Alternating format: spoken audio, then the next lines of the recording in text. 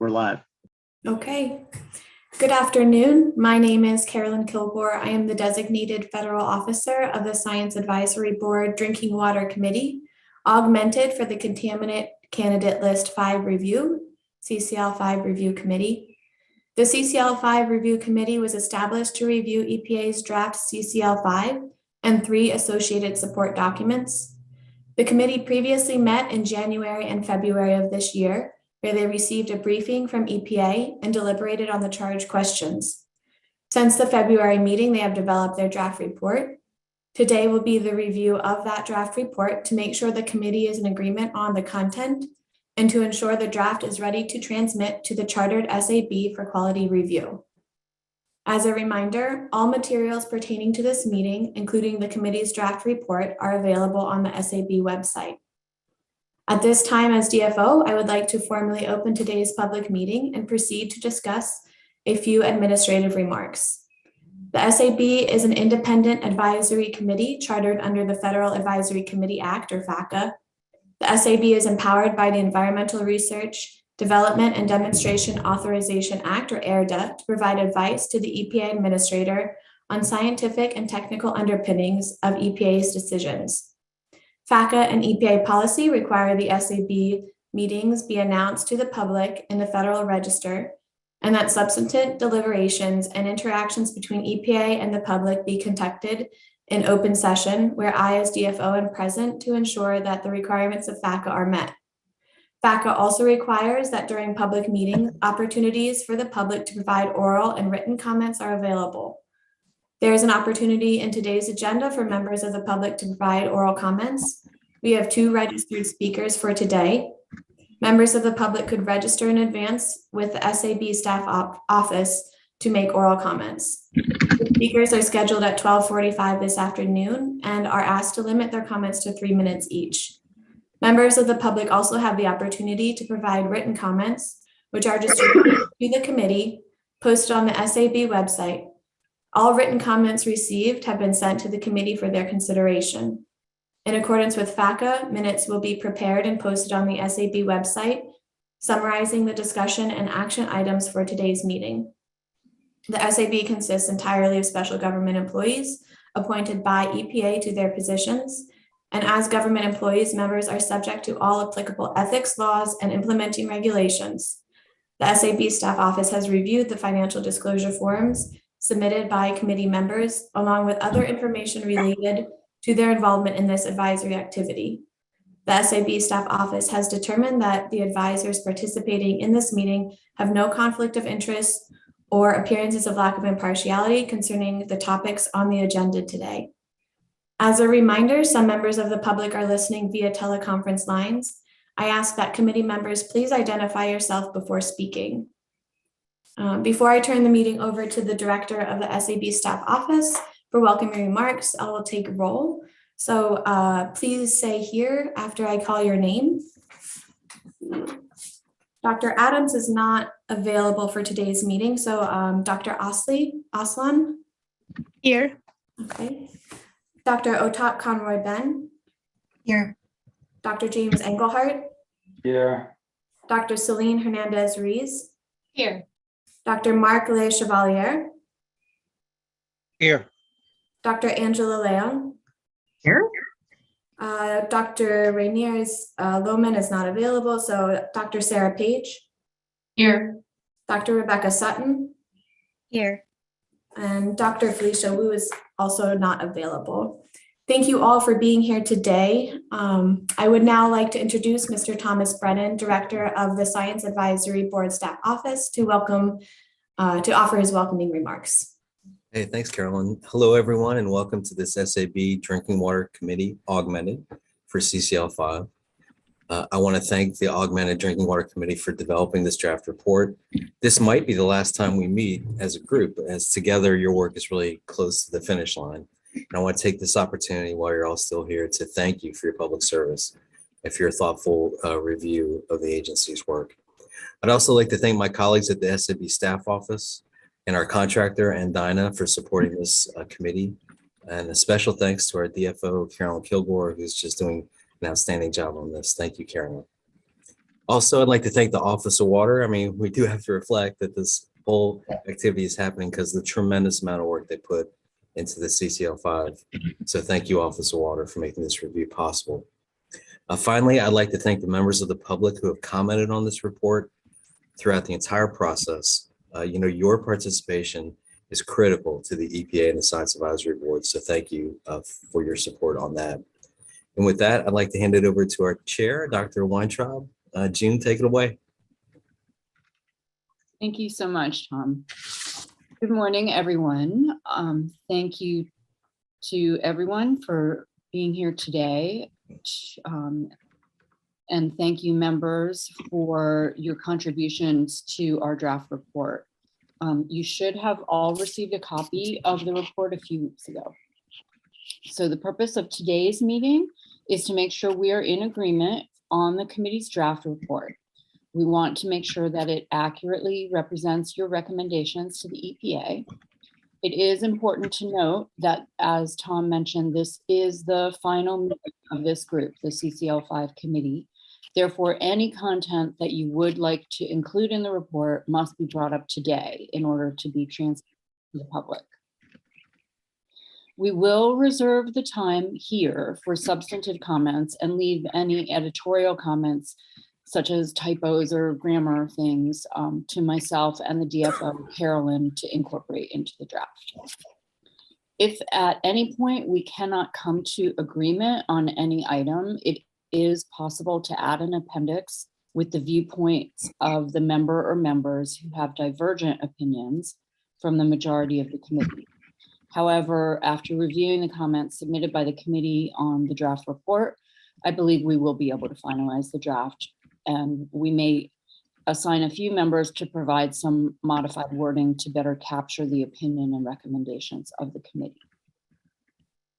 The process we'll take for today's meeting will be that I will share my screen, which will have the draft report on it and all of everybody's comments annotated as notes on the side, and together we'll resolve each comment and move forward that way.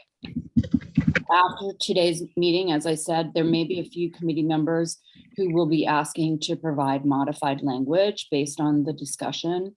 If that happens, we plan to set a deadline of this coming Thursday, June 9th, to return modified language to us. So please do keep that in mind if you are volunteering to provide amended language. We'll then be able to incorporate that into the next version, final version of the draft report to the entire, which we'll send to the entire committee via email for concurrence. Following concurrence, the edited draft report will be published online and shared with the chartered SAB for quality review. In order to assist with the flow of the meeting, I took all of your comments and identified those that were substantive and added them to the draft report. You'll see how I did that when I share my screen and have the comprehensive Word document that basically shows the draft report with everybody's comments in line. For those members of the public who are listening in, you can find a compilation of all the comments available at the SAB meeting website. If when I get to a comment that you had made, I may ask you to provide further context to your recommendations or opinion. So please be prepared to talk about whatever comments you may have made in writing previously. We can then, as a committee, move forward with the comment and make adjustments as needed. Again, editorial comments can be done offline. The editorial comments provided by the committee and your responses to the draft report will be incorporated into the draft that we're sending for concurrence. So that will be an opportunity for you to make sure that we did accurately and correctly include those.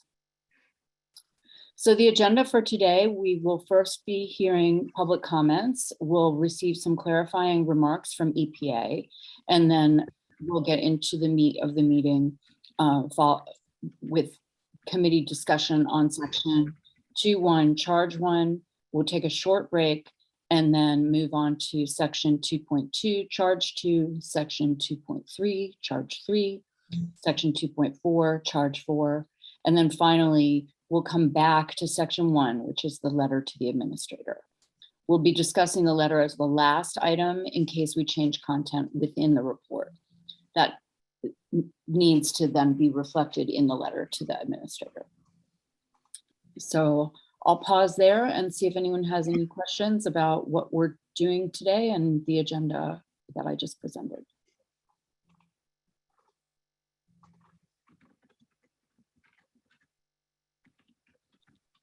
Okay. Hearing none, we will now move to public comment. As a reminder, the public commenters, please limit your comments to 3 minutes.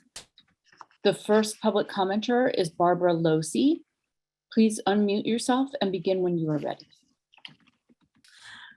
Good afternoon. Hopefully you can hear me. I'm Barbara Losi, Executive Director of the Alkyl Phenols and Ethoxates Research Council, APERC for short. We appreciate the opportunity to address this Science Advisory Board today. The draft CCL 5 includes nonylphenol, which was carried over from the CCL 4, and APERC submitted some written comments to the SAB regarding the second charge questions related to charge with process issues. Regarding the review of health effects data, APERC's main comment is that the review should include review of the primary source data selected, particularly when data are extracted from non-qualifying assessments. In the case of nonylphenol, the CCL5 review extracted a reference dose from a 2015 toxicological summary published by the Minnesota Department of Health, which was appropriately cited by EPA as a non-qualifying source because it's not been peer-reviewed and is still out for public comment. However, no apparent effort was made during the CCL5 process to confirm that an appropriate NOAL was selected from the primary data source in the summary. The primary source in the Minnesota summary was a study conducted by the National Toxicology Program and published by Chapin et al. In 1999. Minnesota selected a low dose from the NTP Chapin study that was not in agreement with other reviews and published papers that specifically review the effects seen in that study. It's significant to note that failure to check primary sources for hazard data in the draft CCL4 also resulted in selection of an erroneous low AL for nonylphenol. After comments by APERC, this error was corrected in the final CCL4, and EPA based its HRL on a NOAL that was cited in a 2014 World Health Organization report, which in turn cited a European Commission 2002 risk assessment report for nonylphenol. Both are considered qualified data sources. Also, the HRL for the nonylphenol in the final CCL4 was based on the same NTP Chapin study cited in the Minnesota summary. So EPA had already reviewed this study and correctly identified the appropriate NOAL, which was in agreement with other qualified governmental sources during the CCL4 process, and minimal effort would have been required during the CCL5 process to check the primary source in the Minnesota summary directly. Such an effort would have noted EPA's previous review during the CCL4 of this study and that an incorrect NOAL was extracted from the unqualified source during the CCL5 process. Regarding occurrence data, APERC agrees with some of the recommendations from this SAB that information regarding analytical methods and detection limits would benefit the summary of occurrence data in the CCL5 report. Thank you again for the opportunity to comment.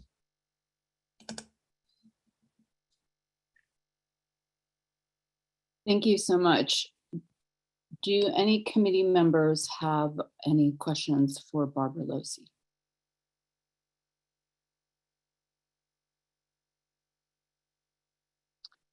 Hearing none, I have a question. I'd like to understand a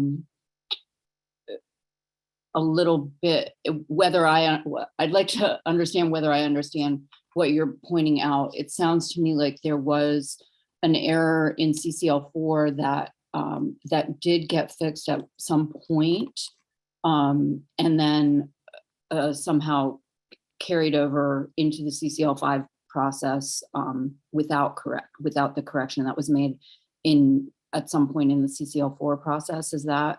No, no, it's a little different. So nonylphenol was reviewed during the CCL4. They went through that process. They picked an erroneous NOAL, which was from a completely different study.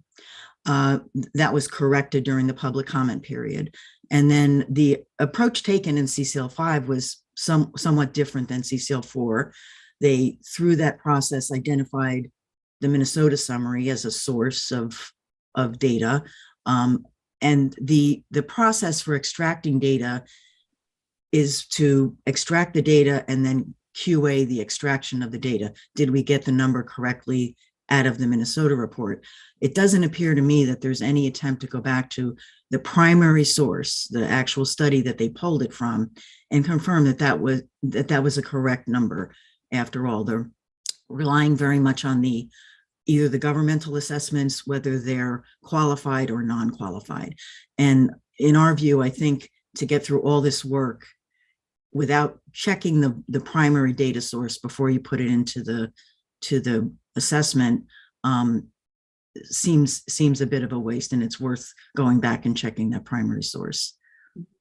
And so are you, though, saying that there is an actual error in how EPA selected which Lowell or Noel they put into their documentation that should be fixed? That because we as the CCL5 committee can make that as a tier 1 suggestion, or are you rather making kind of a larger comment, which would be, I would think, something the committee could consider as a tier 3, and I think actually has already included some of this in some of our recommendations, as far as just ensuring that that primary data in secondary sources are correctly checked. Oh, good.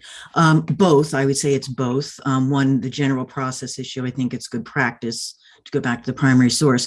Also, there is in the current CCL5 data sheet for nonylphenol, this incorrect NOAL from the Chapin NTP study, that it's, and in the written comments that I submitted for this SAB meeting today, I think I get into the reasoning for that a bit.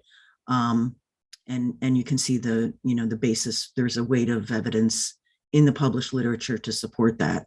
So it would be, in my opinion, appropriate for the SAB to recommend correcting that reference dose and NOAL for nonylphenol in the CCL5.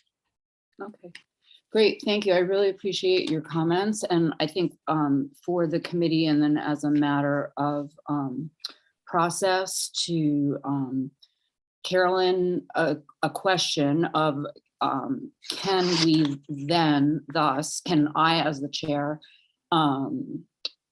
put forth suggested changes when we get to the appropriate point within our collective review of the document? Yes, yeah, definitely. Okay, so we'll return to that comment, and thank you so much, Barbara Losi, for your comments. Does anyone else have any clarifying questions? So it looks like if you do. Dr. Engelhardt, we'll start with you. Okay, yes, thank you. So could you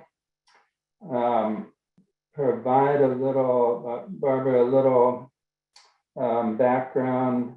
Is it that, I mean, what are the NOALs that we're referring to? How different are they? And why was this mistake made? And what is it, I mean, what's the practical importance of that in terms of listing in the CCL5?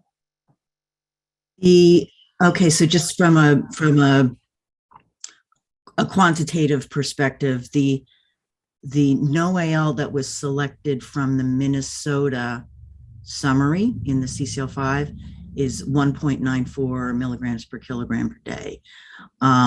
It was something that Minnesota derived from the report themselves. The NOAEL in the paper and in a variety of other papers, it's in the, and I won't go through them. There's 4 or 5 different papers that looked at the NTP Chapin study, duplicated the results and confirmed the appropriate NOAEL would be about 15 milligrams per kilogram. So it's, it's between 2 milligrams per kilogram and 15 milligrams per kilogram. It's just what's the magnitude of that? I'm not quite sure, but it's having the correct number selected and selecting it from a qualified data source rather than a non-qualified data source. Did I answer all your questions there? Yeah, that helps. That helps. Thank you. Mm-hmm. And Dr. Hernandez-Ruiz? Thank you, Barbara, for the information. I was just wondering if you know where the Minnesota paper is being channeled to get that peer-reviewed, that piece that you were mentioning. Yeah, Minnesota is actually in the process of looking at HRLs for contaminants in groundwater, I think is the program it's under. So they're developing HRLs, and they had drafted that document in 2015, and they've revised it in 2020, and that is out for public comment now. It's the public informal public comment now, and there will be a formal public comment period later this summer, is what the department is saying. So they are looking at HRLs for a variety of chemicals of emerging concern. This is one of them. And that document was like a precursor document feeding into that program. Great. So am I understanding correctly that it, to your knowledge, is not being forwarded to a manuscript, a peer-reviewed? Like a literature? Right. Right.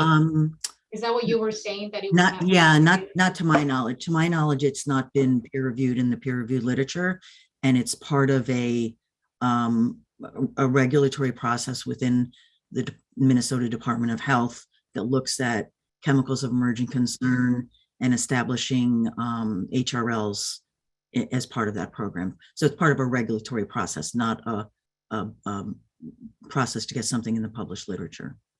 And last question for you. Nonylphenol is a mixture of different compounds. So do you know by any chance from what you've learned whether the 2 different values that we're looking at, either the 15 or the 1.94, are looking at different isomers, different compounds in essence? No, it would be, well, I mean, one thing is it goes back to the same study. They're both looking at the same study.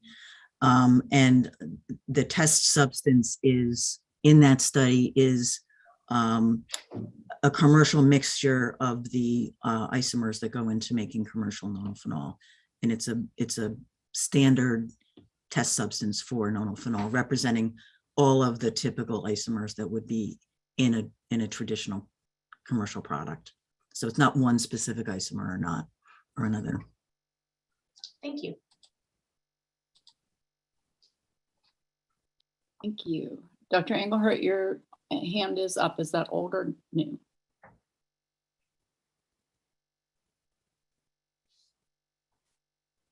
I'm gonna assume it was the previous hand. Does anyone else have any questions, clarifying questions? Oh, did you? June, yeah, sorry. No, I had left it up by mistake, but I am still wondering in my mind. I mean, actually, I'm a little surprised that nonylphenol is still being manufactured, because it's been identified so strongly as a ubiquitous endocrine disruptor. And it's in products, many products that we use. So would Barbara have any comments on that? It is still manufactured, and our review of the environmental occurrence and effects data indicate that it can be safely used, is safely used in many of the uses. And I think the use of it is, that's regulated under different regulatory processes than this. But yes, it is still in production and used safely in many applications. Thank you. Thank you so much. Anyone else have any questions for Barbara Losi?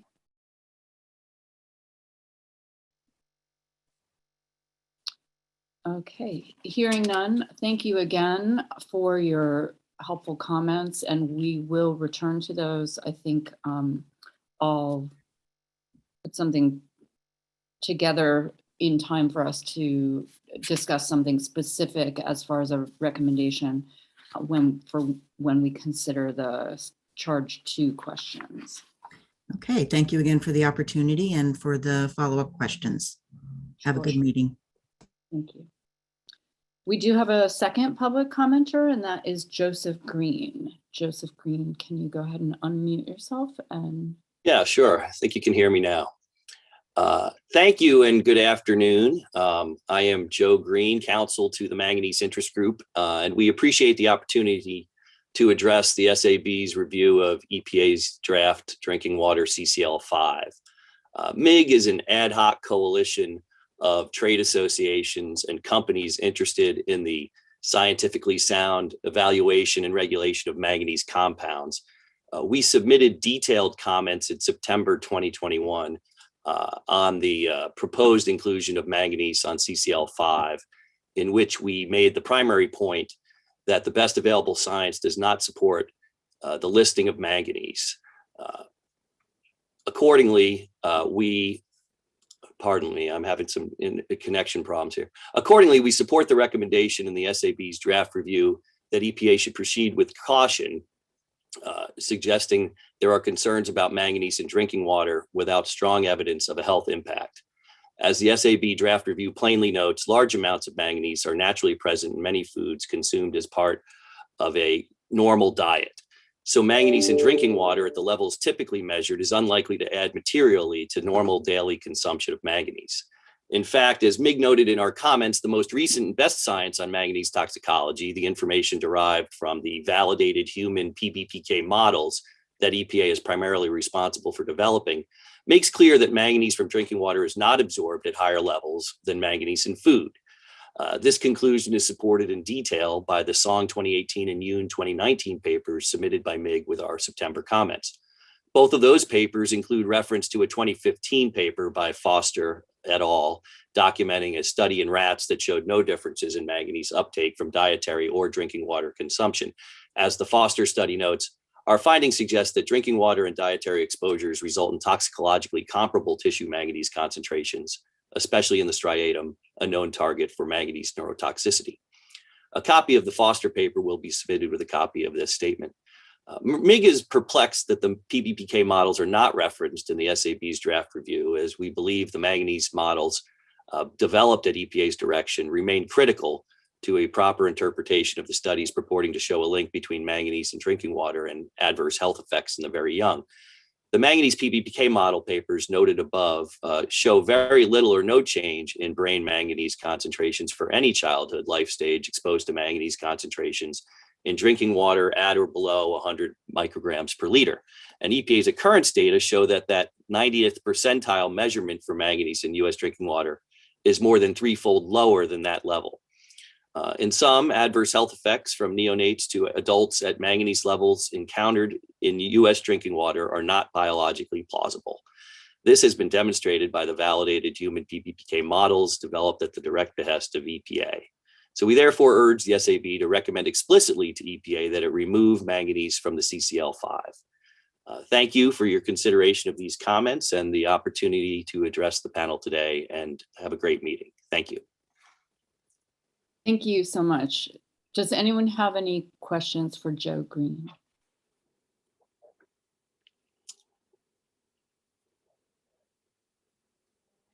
And I'll just point out to the committee, we did make a tier 2 recommendation, and we'll be discussing that. There were some comments already made, so we'll have an opportunity to further refine or revise how we approach that particular recommendation when we get to charge 3. Did you have something else, Joe Green? No, thank you very much. Appreciate the time. Okay, anyone else? Let's just give one last opportunity. Okay, hearing none. Thank you so much, Joe Green, for Thanks your again. comments. And thank you both for your comments on the committee's draft report and EPA's work. We will now hear from Ms. Keisha Forrest, Acting Associate Branch Chief for the Targeting and Analysis Branch of EPA. Go ahead, Keisha, whenever you're ready. Hello. Hi, everyone. I just wanted, on behalf of the team and the agency, I wanted to thank the committee again for your time and effort and your expertise you've been providing as part of the review of the draft CCL 5. We understand the commitment this is for you all, a serious time commitment, and we really appreciate the insights and the recommendations that have been outlined in the draft report. We especially appreciate the organization of this report and how the recommendations have been tiered. This was very helpful for us. And it's very useful as we move forward in our path to finalizing the CCL 5 and for our future CCLs. So just want to thank you all again for all the time and effort that has been put into this process and this review. Thank you. Thank you so much, Keisha. Does anyone have any questions or remarks for Keisha? Yes, June. Sure. It's Jim Engelhardt. I guess I didn't introduce myself. I'm an environmental engineering professor at University of Miami. And I might have missed this, but I probably did, but could you remind us what the difference is, how a recommendation qualifies as which tier? I could, however, let me ask Carolyn Kilgore, our DFO, because I suspect that she's more likely to get it exactly correct, the difference between the 3-tier recommendations that we make for each of the charge questions. Sure, you would see, Dr. Engelhardt, in the draft report, it's listed under, I'm looking at my screen here to find exactly where it is. That's good. All right, one moment. It's contained within the draft report the 3 different tiers. Essentially, the tier 1 is high priority based on the comments and recommendations from all of you throughout the discussions that you had and the comments that you provided. Then here we go. Then tier 2 is suggested actions depending on the agency's need. And then tier 3 is for future recommendations or more long-term recommendations. So you can find that on page 1 under the introduction. Okay.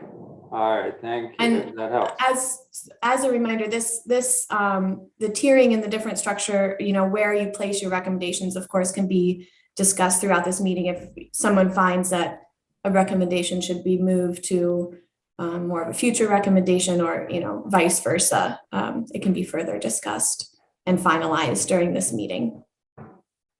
Okay. Thank you. You're welcome. Okay, yeah, thank you for that question. Important for us all to remind ourselves on and be on the same page as we move into the next part of our agenda. But before we do that, let's just make sure that anyone else has any clarifying questions or remarks for Keisha or any of the rest of us.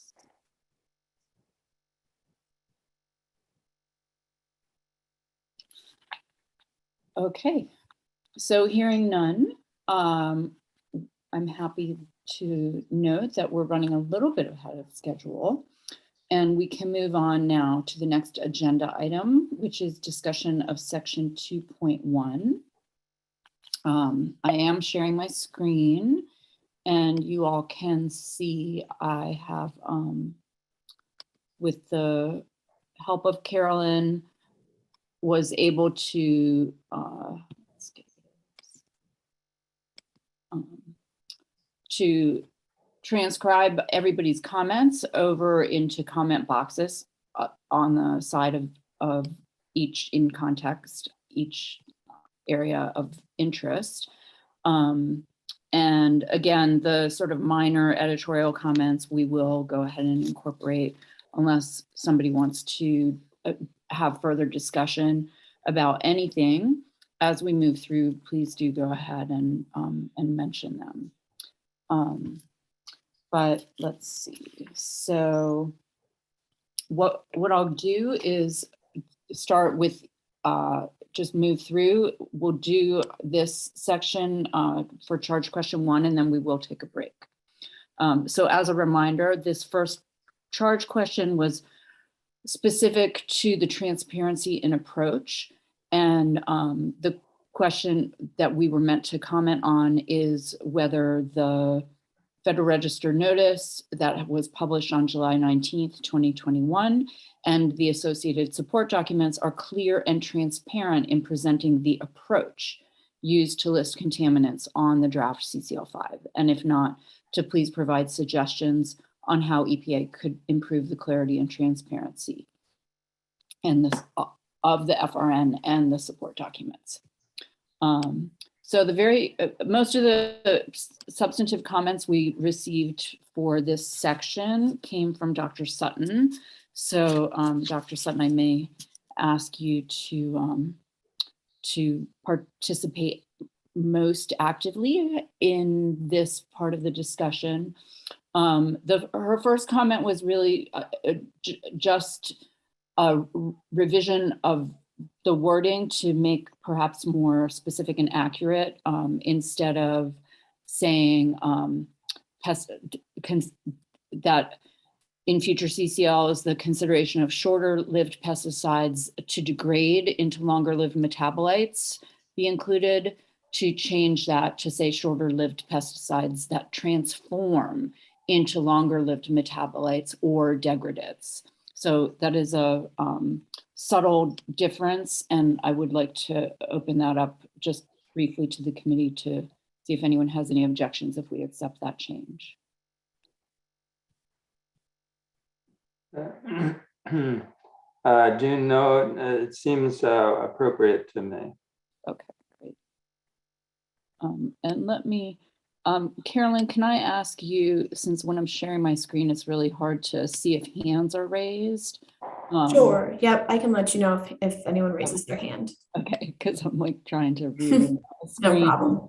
Thank you. Okay. All right. So we will just accept as is. Okay. So, and then the next comment was a little bit further down.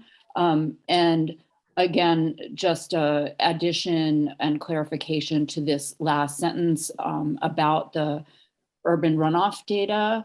The request was to be explicit that we ask the EPA to not just to provide a rationale or justification for not including these data in this draft, but also to include it in future CCL processes. So does anyone have any questions or discussion about accepting this comment?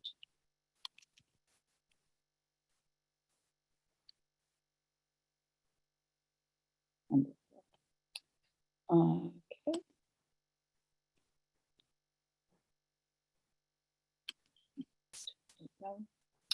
Okay, so then the tier 3 comment, we had basically said that we didn't have any, and this is thus going back to Dr. Sutton's last comment of whether we would like to suggest that EPA go ahead and include this runoff data in future CCLs. So she did provide the rationale for that. And then I think it is, if we change the wording in that previous paragraph, that would lead to us adding a specific bullet point here that reads as follows: for future CCLs, the SAB suggests that the EPA include urban runoff occurrence data in parallel with wastewater occurrence data. So Dr. Sutton, if you'd like to talk a little bit more about this in the context of the previous seemingly straightforward change, please go ahead, and then we can make sure that people are in agreement that this is a change we'd like to make. Sure, I'm happy to provide a little more of the rationale there, which is basically the urban runoff has been well characterized for a number of more well-known contaminants like metals and pesticides, but more recently we've started to understand that it's actually a pathway for a lot of other emerging contaminants that I tend to study, more of the organic contaminants, that many of which are on the CCL5. So I would recommend that both pathways, being dominant pathways into surface waters, be considered in the future. Now, right now, there may not be a lot of urban runoff data for some of these contaminants, but in a few years, we might have a lot more, and EPA might be able to harvest a lot more occurrence data. Great, thank you. And I can see that Dr. Hernandez-Ruiz. Okay, great. Thanks, June. Thank you so much, Dr. Sutton. I completely agree that, this is something that we should recommend the EPA to include in future assessments. I'm just wondering if it would make, if we would add to the case that we're trying to make, if we put in there, what is the estimated contribution of water in comparison, for instance, to wastewater that we expect to carry loads of some of these contaminants. So in essence, if it's like 10% contribution to water bodies of the total water, or like 5%, I'm just wondering if that would make a stronger case. That's a really interesting idea, and I don't know if it's possible to do a loads comparison for the US. I'm in an arid region, so our urban runoff loads happen primarily in the winter, yet they are actually, in terms of mass of water, not dissimilar to wastewater contributions. It's just wastewater's happening often all year round, whereas stormwater in my area in California mostly happens in the winter. So doing a loads estimate for the whole US, which would need to involve kind of rainfall patterns, I'm not aware of one. I mean, I could look around a little bit, but I'm not aware of how to do that calculation. It seems to me we could modify this recommendation to just suggest occurrence data in the context of varying contribution, available data for varying contributions to runoff. That makes sense. Yeah, I think that makes sense. I think that there's so much unknown about it, right? Just thinking about how we can make a stronger case. Mm-hmm. Sure. Okay. Dr. Engelhardt? Yes, I tend to agree. I think with Celine that we could make a little stronger case, even if it was only for one part of the country, or at least, something to support our recommendation, and maybe phrase it such that, well, ultimately, we might not have enough data to do this yet. So maybe we're talking about, I guess this would be a tier 3 for future consideration, right? Mm-hmm.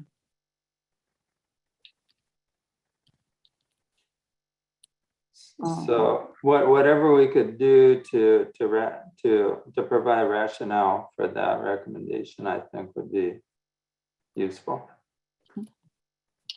You all can probably see me slowly typing with my left hand, which I am right-handed, and you may have noticed I'm wearing a sling.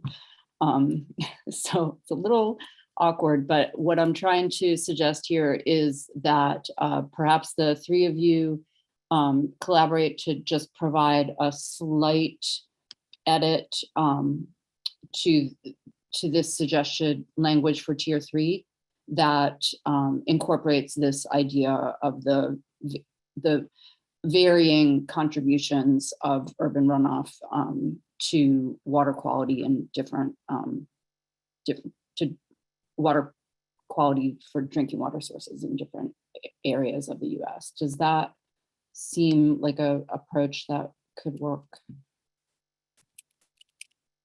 Yeah, absolutely. And I think that perhaps we can make the case and give some of the examples of what kind of compounds have been identified also. So maybe the loading and, highlight which compounds. So thank you. Sure, I could take a look at it.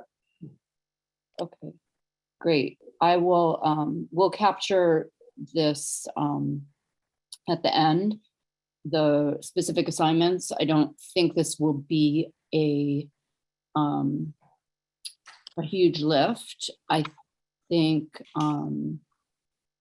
and I'll just ask committee members to remember when we are asking each other to provide new language that will be included in the final draft that's sent out for our consensus, that you can pay specific attention to these new changes to have the opportunity to make sure that they correctly have reflected what you think we've been discussing. Does that make sense? Does anyone have any questions about that?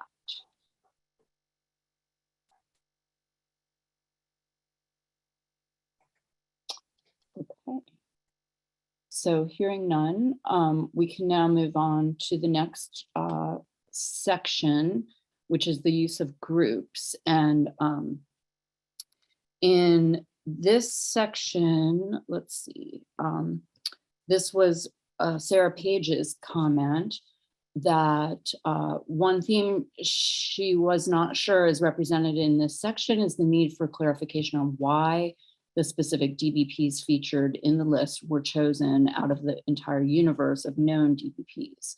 The list is clearly a subset of known DBPs, and information on the selection criteria would be useful. So this is possibly covered in the third recommendation under tier 1 in this section. And so I think the question for discussion is whether there is an opportunity, I think I'm on the right page, yeah, to add another bullet to the tier 1 recommendation, or change some of the language to be a little bit more specific.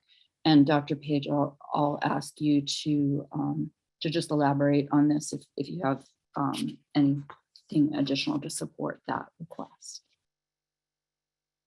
I don't have anything specific, just that it seems like the EPA went through some sort of risk assessment process, or at least I would assume that's what is behind the DBP grouping.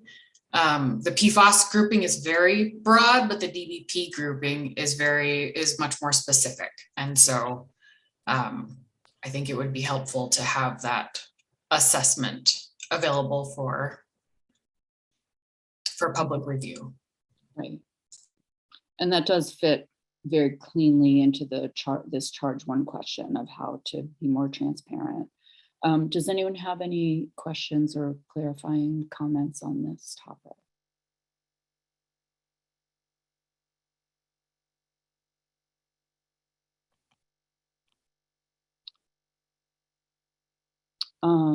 So for this one, I would say what I'd like to ask then, Dr. Page, is if you could provide maybe a second sentence to follow along on this third bullet that reflects a specific recommendation that EPA could take basically today and consider incorporating into the existing CCL 5 material. So, maybe it is just the need for, please clarify why the specific DBPs featured in the list were chosen out of the universe. Is that actually, maybe you don't have any homework. Maybe that's what we can agree on to.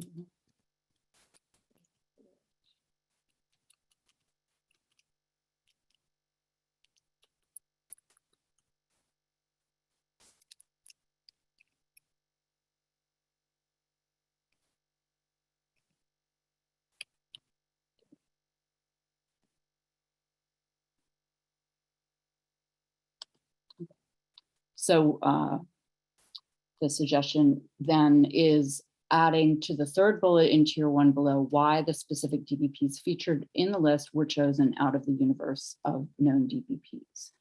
Does anyone have any comments or questions about us resolving this comment in this way?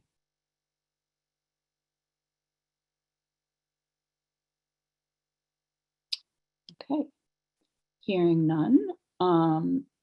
The next question for discussion is from Dr. Sutton.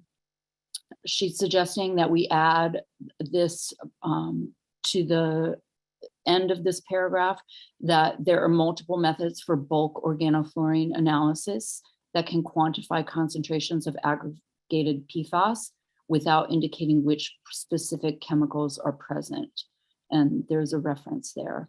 These methods may be useful if the EPA prioritizes broader occurrence and exposure of PFAS rather than individual compounds. So Dr. Sutton, I'm not sure if you feel a need to further elaborate or if anyone has any questions, but I'd like to get concurrence on whether it's okay to add that.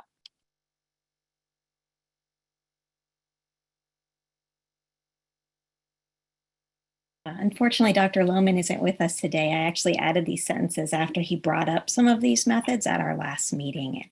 I basically just wanted to acknowledge the fact that for this particular group of compounds, there are alternate ways to analyze drinking water where you can get a more aggregated breadth of organofluorine using methods like total oxidizable precursors, the TOP assay, or absorbable organic fluorine, or there's a few different methods out there. And so it's a path that regulatory agencies could choose to take. If they don't want to pick out individual, very specific chemicals, they could go with a broader brush and opt for examining exposure via one of these bulk methods that doesn't get to that specificity.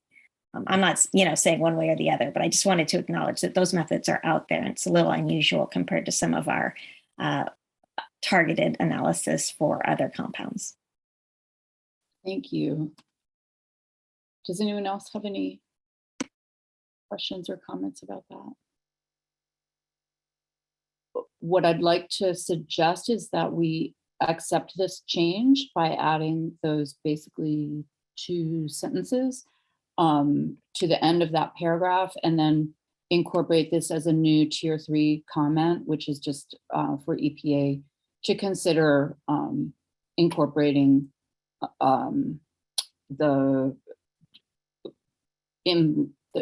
impact or the evidence based on other methods outside of the ones that they're currently using for future CCLs. Does anyone have any suggestions or comments on that? I like that idea. This is Rebecca Sutton again. Thank you. So let's say,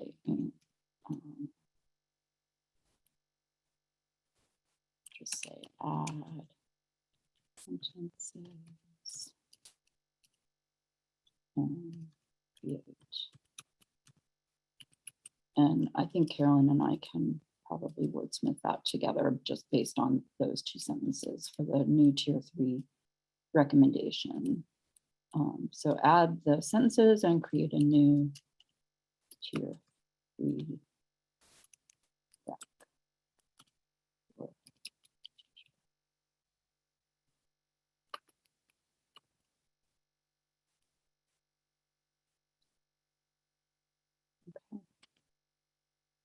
Thank you.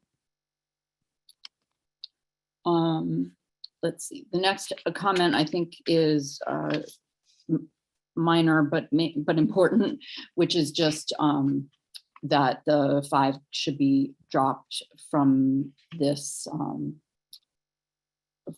last sentence here, since cyanotoxins will not be in UCMR 5. So I think that's probably controversial unless somebody is aware that that's not a correct understanding.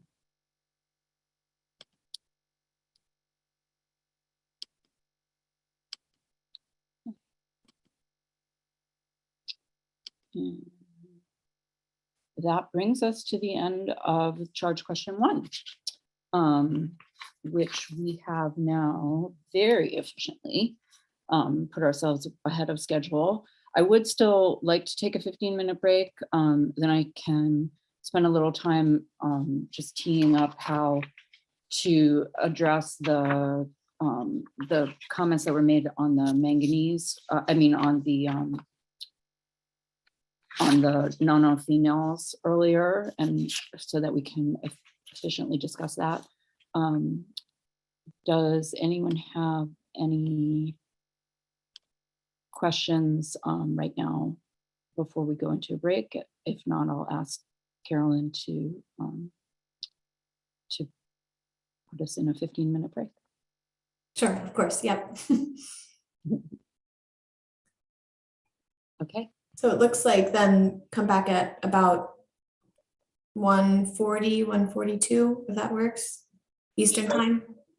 Let's do that. 1:42 Eastern, 10:42 Pacific time. All right. Thank you all. We'll see you in 15 minutes.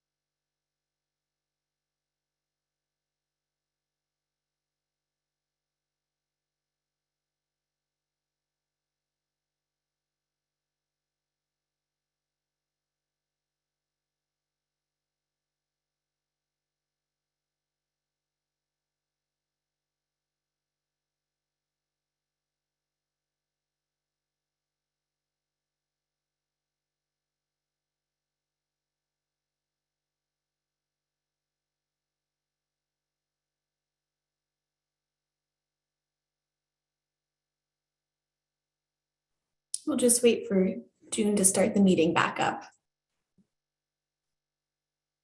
Thank you, Carolyn.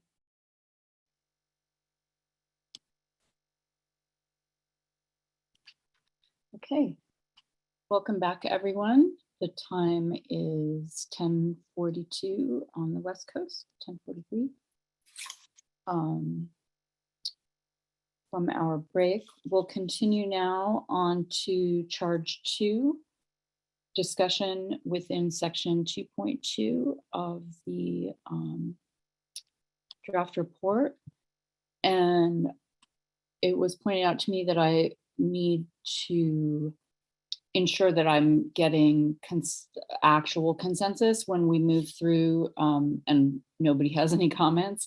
So I'll, as we work through each comment, if there's no nobody raising any concerns, I will still ask for a quick voice aye or no vote. So I'll ask you all to participate in that. Okay.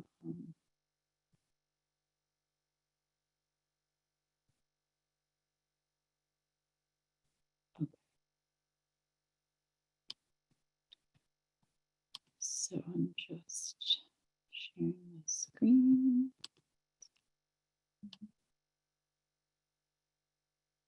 Okay. So we're now on charge question 2. This one is about the process used to derive the draft CCL5.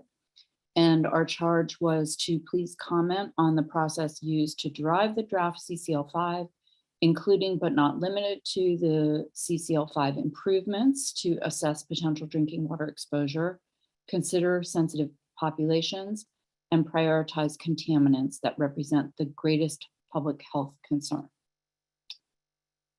So our first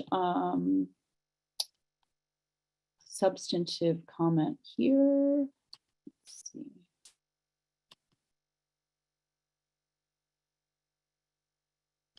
Oh, I guess our first substantive comment is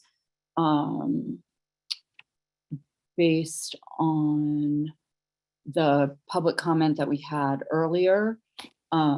What I'm suggesting that we do is add 3 new things here. So one is going to be at the end of the discussion for this section, to add a new paragraph, short paragraph that just says the SAB is aware that the NOAELs identified for non-phenol may be based on non-qualifying data sources and suggests that this specific NOAEL be reviewed and corrected as appropriate.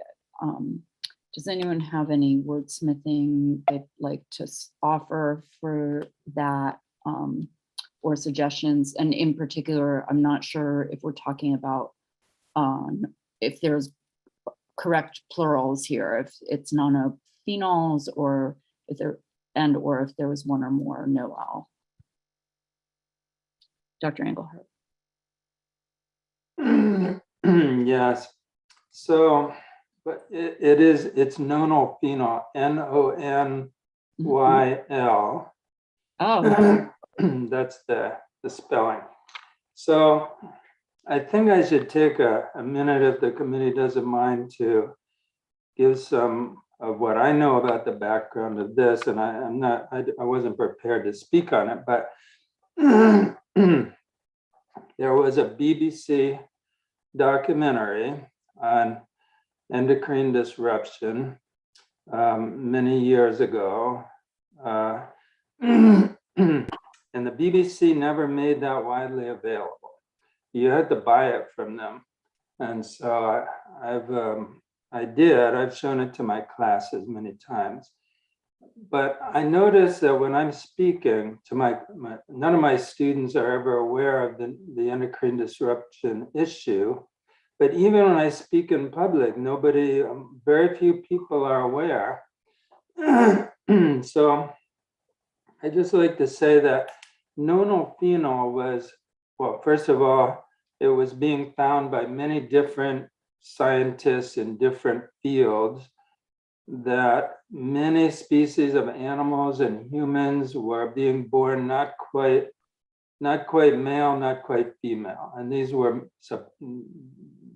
it's an endocrine disruption of the male specifically, to the point where the alligators here in Florida in Lake Apopka were only 5% fertile because their male organ was not long enough to reproduce.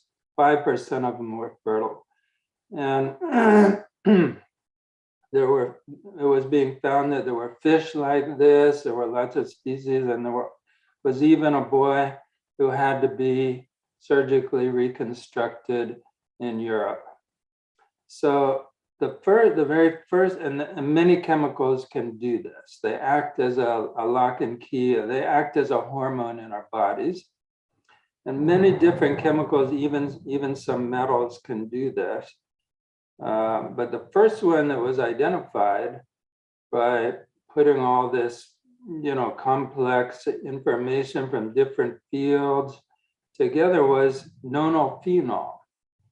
And it is in our wastewater. And it's everywhere. It's used, it's an additive in many types of rubber products and plastic products. So it's a serious concern, and I'm not an expert on it, but I do have concerns about singling this out. I'm not Minnesota has done apparently work on this. They've discussed it just like we're sitting here discussing. And so I think that their decision does have meaning in all of this. And so I'd like to get other people's opinion, because I'm uncomfortable with this particular chemical in this case.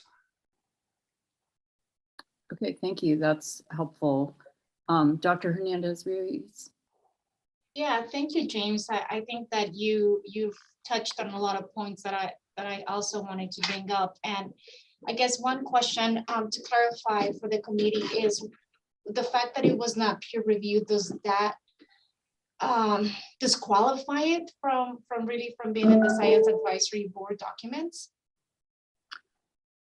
My understanding of the comment that, just breaking down the comment that was made to us this morning, was that, so the EPA's process for including information in the FRN, which is the draft CCL 5 that we reviewed,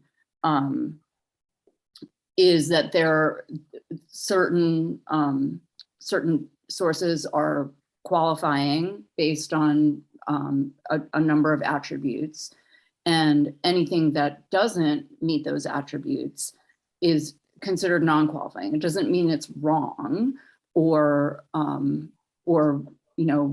inappropriate to know about, but rather they shouldn't be included as explicit citations within this document. And I'll let Carolyn correct me or elaborate if you would like to on that. But I will also say my impression from the question this morning was that, right, even if the Minnesota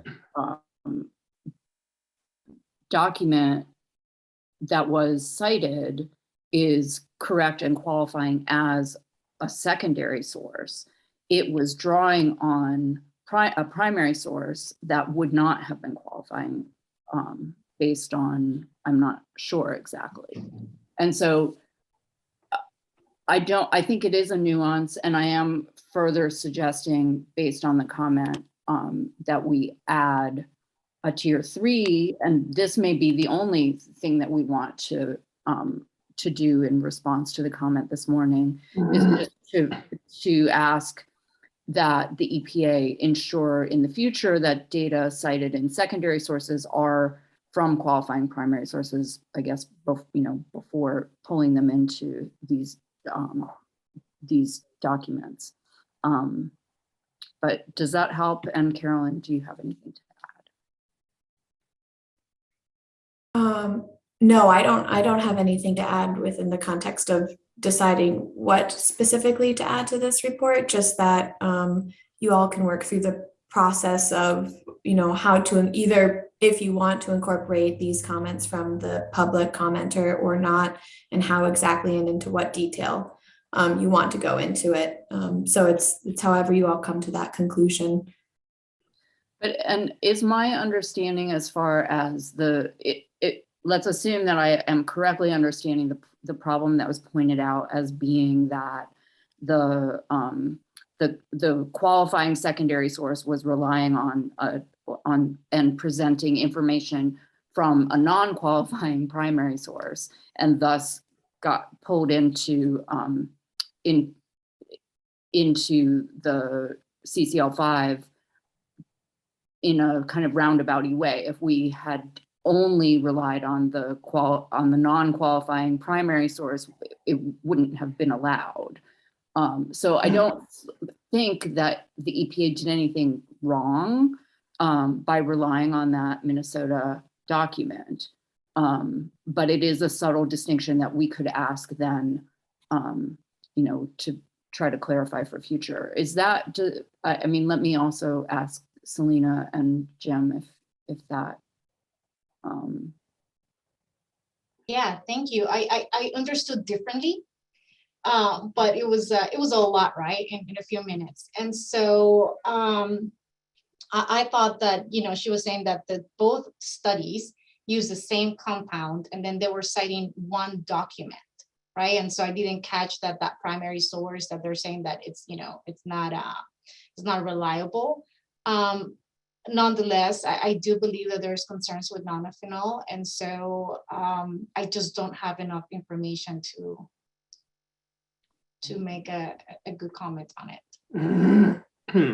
Other than we know that is an endocrine disruptor. So, Dr. James. Right. So, yeah, she gave us the NOAELs, the Minnesota came up with a lower one.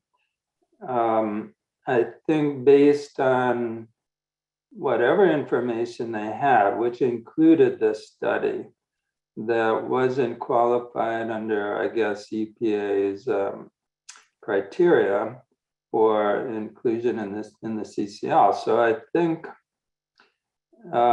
we don't know what other information they based their conclusion on. So maybe there could be some clarification in general. I think in general, it's important to clarify questions like this. They could apply to other contaminants.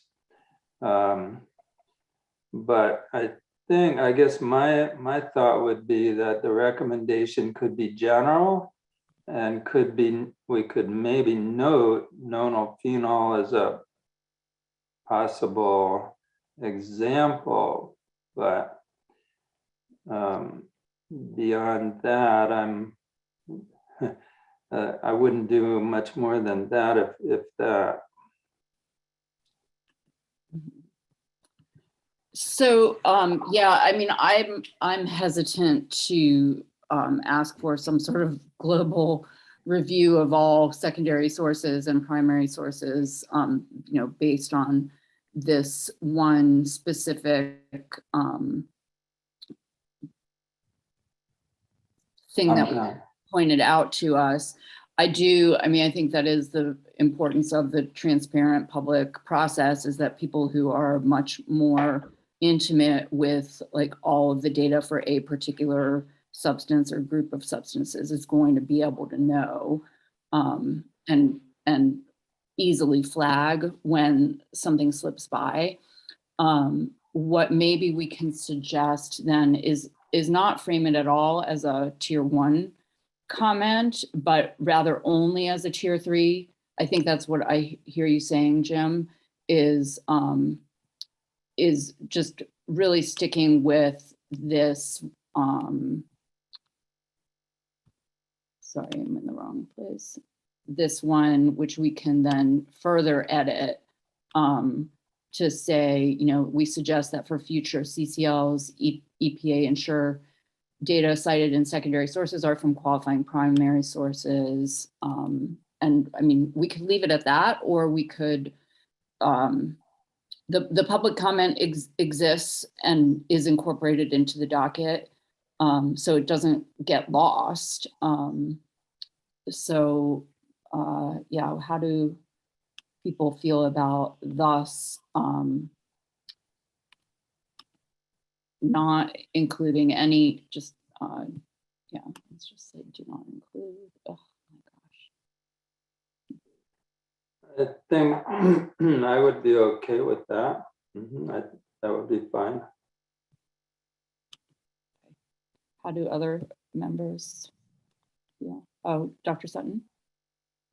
I like the approach you've recommended in terms of a tier 3 recommendation. I think for a tier 1 or tier 2 recommendation, we'd need a lot more nuanced study.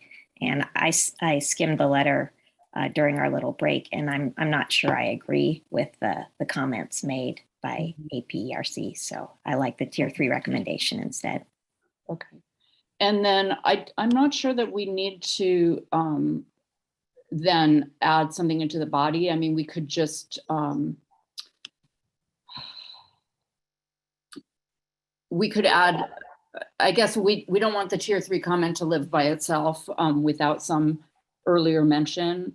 So we could still add up, and I do think it's a legitimate and appropriate point to raise. But so perhaps instead of this language, we could just say,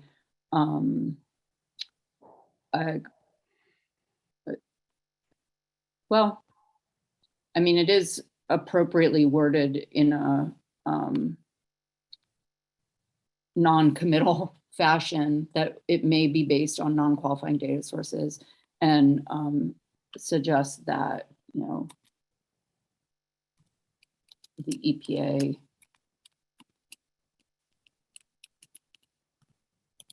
ensure that the future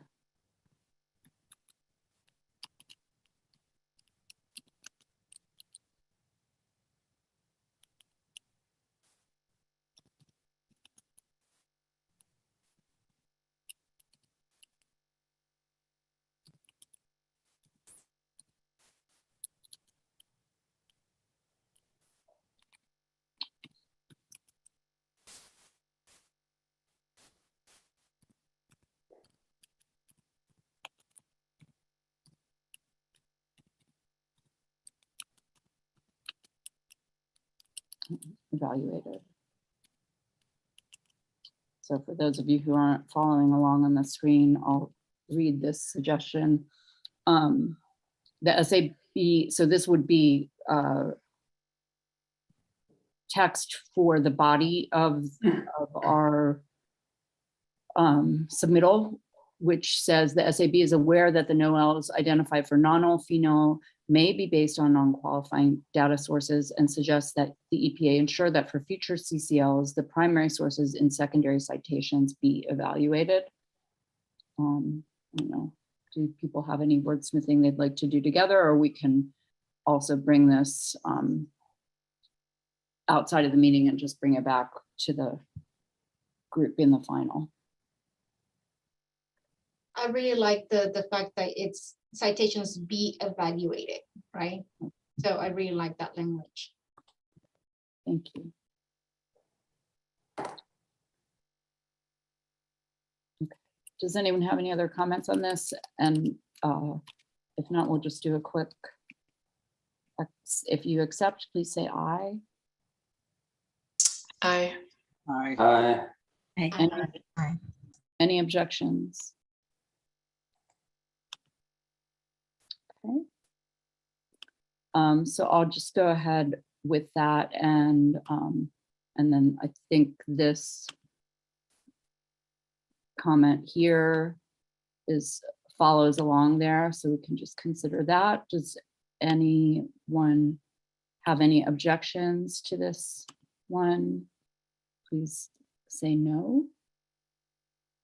And those in favor of accepting, please say aye. Aye. Aye. Thank you. Aye. Aye. Aye. Now let's back up for a minute here just to consider this comment from Dr. Sutton.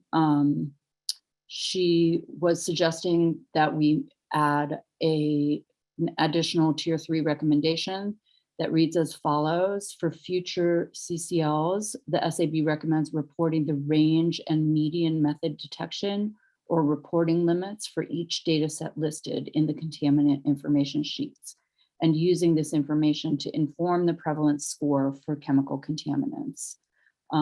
And she had made this in her original comments.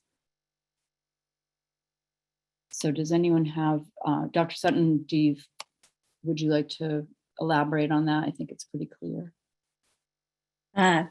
One modification I might make is for each occurrence data set, because I was obviously talking about occurrence data. And here it's just, the usual, depending on your method, you could have pretty different method detection limits or reporting limits, such that if you choose one method, you might see a contaminant in 40% of surface water samples, and another method, 99% of surface water samples. So it would just be good to incorporate that into scoring to make sure we're not choosing the wrong data set based a less sensitive data set.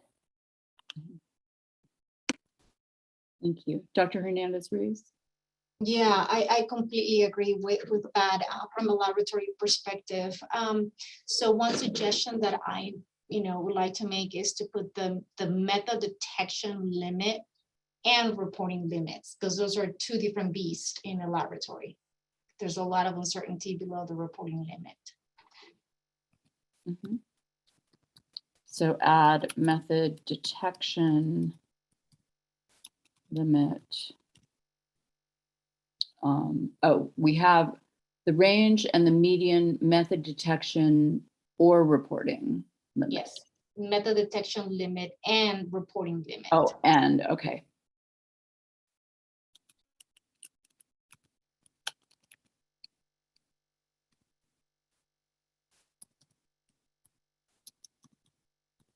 Okay, thank you. That's clear to me.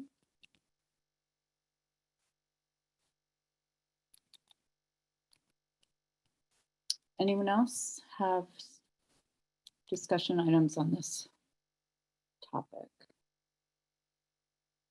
If not, I'll ask you to say aye for accepting this change of adding a new tier 3 recommendation that will read: for future CCLs, the SAB recommends reporting the range and median method detection limits and reporting limit for each occurrence data set listed in the contaminant information sheets, and using this information to inform the prevalence score for chemical contaminants.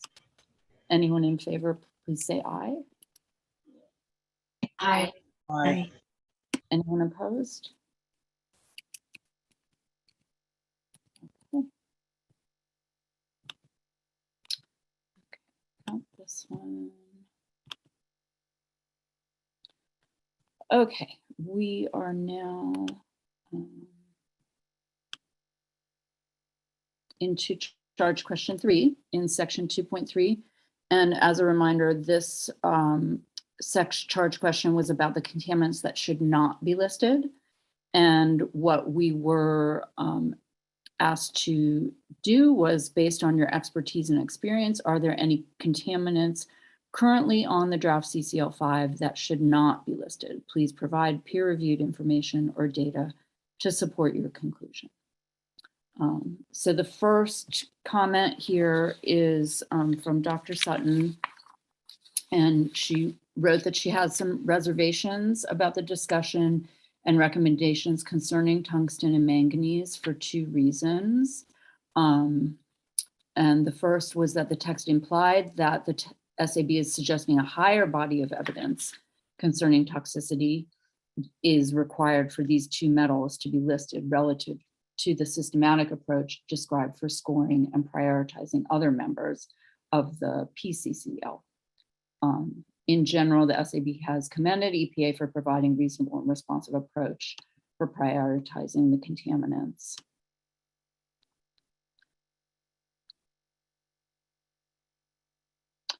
And so Dr. Sutton, so these are sort of her general comments about why she is suggesting the changes that we'll see here. So this was a wording change here to this first, or I guess second paragraph in this particular subsection, to make some changes to how this reads. And Dr. Sutton, do you want to just walk us through a little bit? Yeah. Thank you. Probably easiest, right? So in terms of the specific edits, I should say that I started my editing approach under the assumption that the committee in general would like to keep the majority of the facts and figures in place. And so I just tried to remove or tweak or add in a way that would keep the majority of the information there. There could be different ways to handle this, depending on the other comments that come up. I saw Dr. Page had some comments more specific to manganese as well. Just to go over the 2 concerns I had, these are more sort of holistic or systemic concerns, which are that the first one is about toxicity. I removed some of the sentences indicating insufficient toxicity for listing. And that is because with the scoring approach that the EPA came up with, they came up with a pretty good way to balance the kinds of data gaps we're grappling with, where we have these different contaminants. And for some, we have a lot of occurrence data, but not so much toxicity. For others, it's the opposite. We have more toxicity data, but very little occurrence. Then others, it's in between. And so they came up with this scoring system, scored the PCCL, and then the top scores got onto this draft CCL list we reviewed. And so the way we describe this lack of toxicity data, meaning these might be insufficiently robust in terms of their data set, for me, that seemed like we were applying a second standard or a second lens. And if that is indeed what the committee wants, what we need to do is change the scoring system, or recommend a change to the scoring system that's then applied to all contaminants, rather than just picking out a couple and saying, actually, we don't like the weight of evidence for these 2. So that was my comment about toxicity. My second comment is that we incorporated in this draft report some comments about potential uses and considering that in terms of whether a contaminant should be listed on the CCL. And I felt like that was a hazardous slippery slope to get on, because many of the contaminants in the CCL have what could be considered important uses in society by all kinds of people. For example, your pesticides, some agricultural folks or some members of urban pest control might come to EPA and say, hey, we really need this chemical, so you should eliminate it from your CCL. And so I did not think use or potential future use should be a factor in whether or not something's listed. So I kind of deleted some of those little sentences while retaining the core facts and some of the calculations and stuff in place. Thank you. Dr. Hernandez-Ruiz, is your hand up? Oh, yeah, no, I completely agree. I think that we are tasked with looking at the health effects, right? Not really what is the best use of resources. So public health protection, I think, is the key here. So completely agree.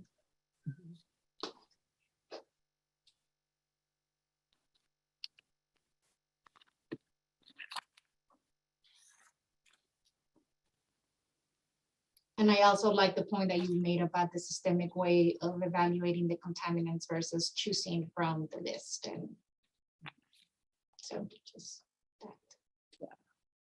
So Rebecca, are you basically suggesting this entire paragraph or this wording replace the entire paragraph, and thus we would delete this last sentence, or just that the wording that you've suggested is only replacing between here and the citation for NIH OBS? In my in the little memo that I prepared, there's actually I think the former. Basically, I think the former, what you said, that this paragraph would replace the entire paragraph. I suggested eliminating 3 different sentences within what's currently in our draft report. Got it. Okay. And that would be the first sentence, the last sentence, and a sentence in the middle. Oh, okay. Got it. Thank you. So I will say, I think this last sentence, we were trying to capture that discussion that we had at our last meeting, where we were talking about the earth abundant elements and whether not just the idea of the beneficial use, but rather the fact that they just exist in various places and we're not going to necessarily change that. I agree though with you that it might not actually be necessary, but it was a comment I think that one of our members had previously made, and so I wanted, this sentence here is meant to capture that. So I do see a couple hands. Let's see, let's start with Jim, do you want to go ahead? Dr. Engelhardt. Sure. So yeah, these were originally my comments.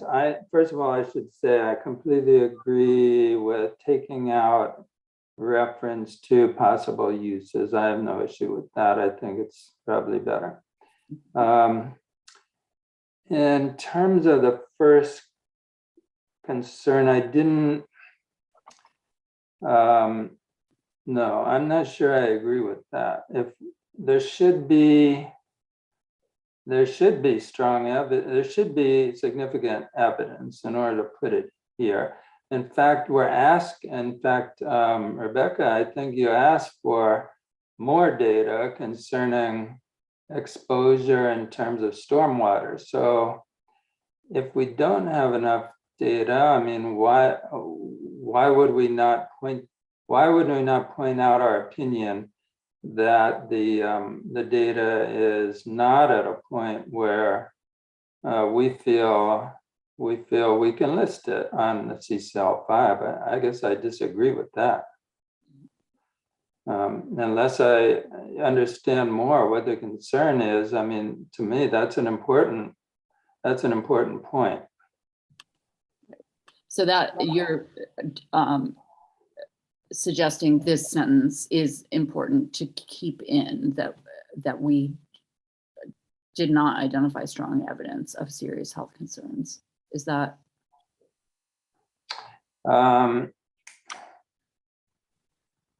Yeah, yes, I would say yes. Okay. I think we need to point out whether we think there's enough evidence at this point to list a particular constituent. Mm-hmm. And Dr. Page, do you want to go ahead? Yeah, I guess I question that we don't have evidence of health concerns, at least for manganese.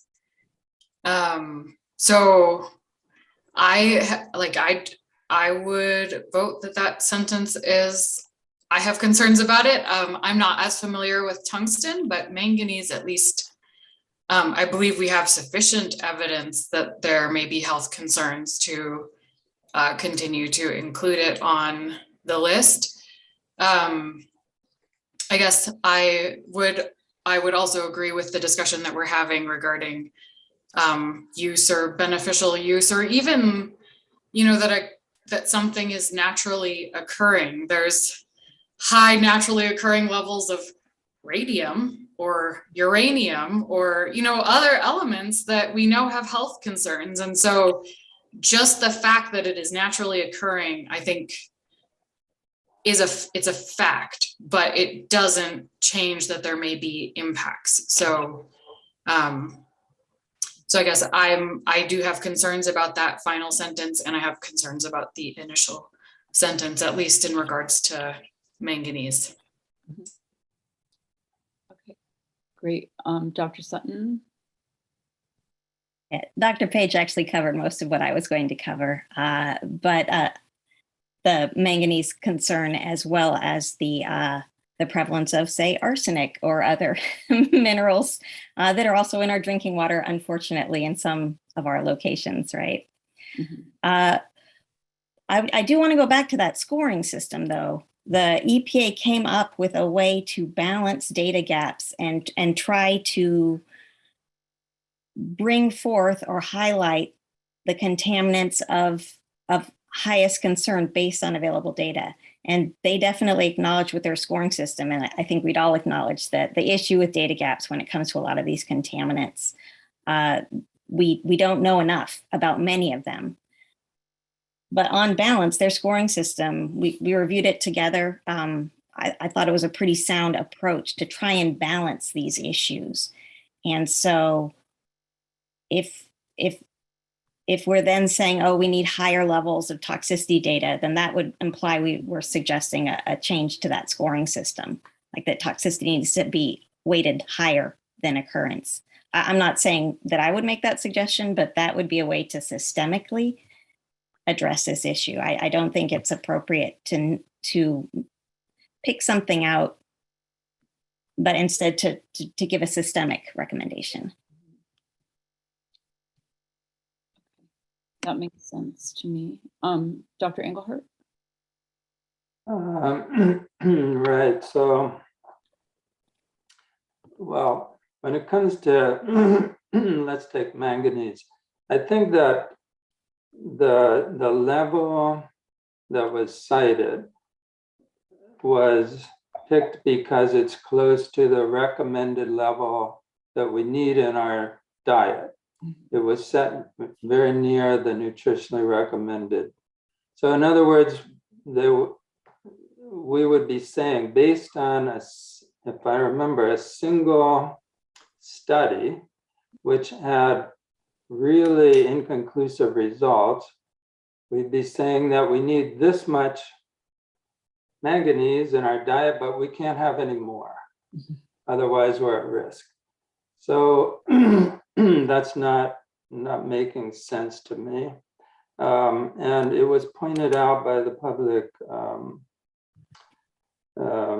comment as well that this is an important nutrient. So and again, I agree that we don't want to mention whether this has useful uses or any of that.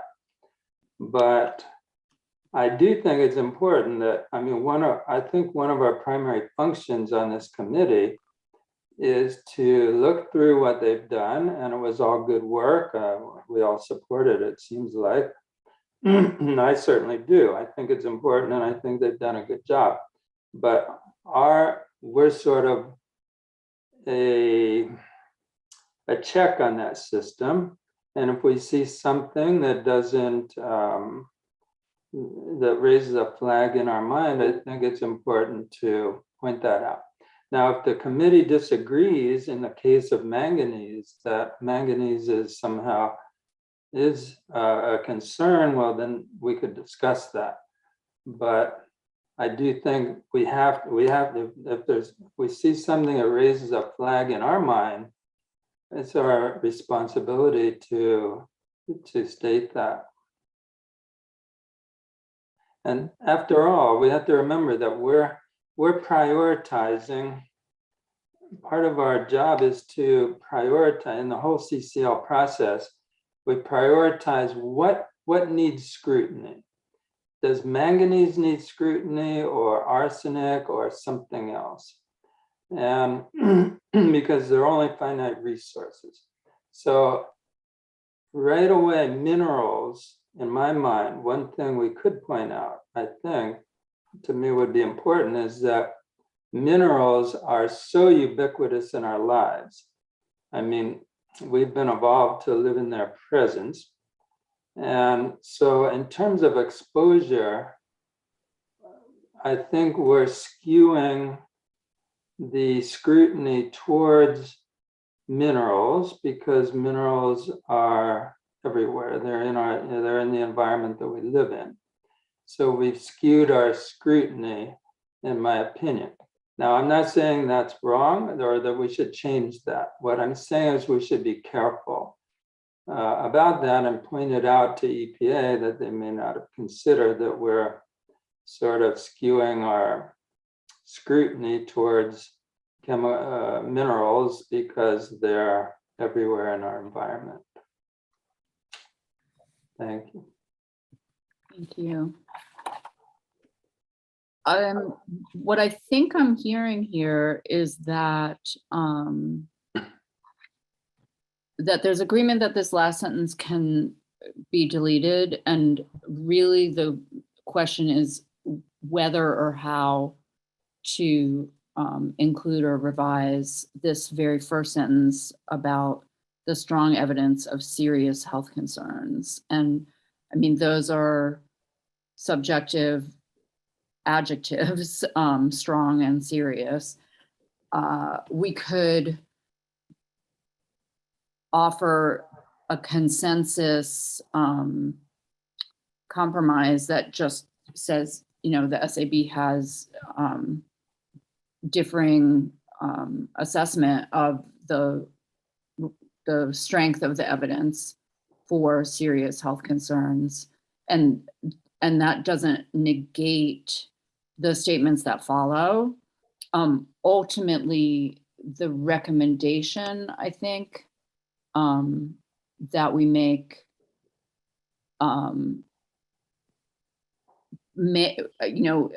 think it really comes to, it could be most helpful for us to understand what recommendation we are collaboratively deciding we would like to make. And at this time, we've included that idea of whether there's strong evidence of serious health concerns for manganese as a tier 2 recommendation, which is the ones that EPA can consider incorporating, but at their discretion.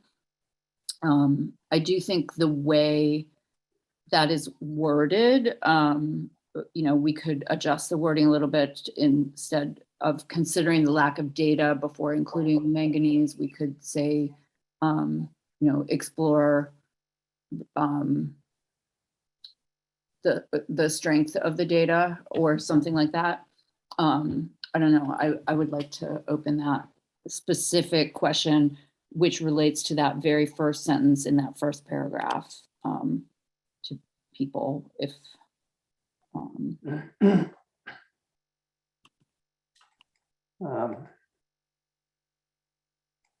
Yes, Jean, I'm okay with softening the language. That would be fine. So I don't have an immediate suggestion.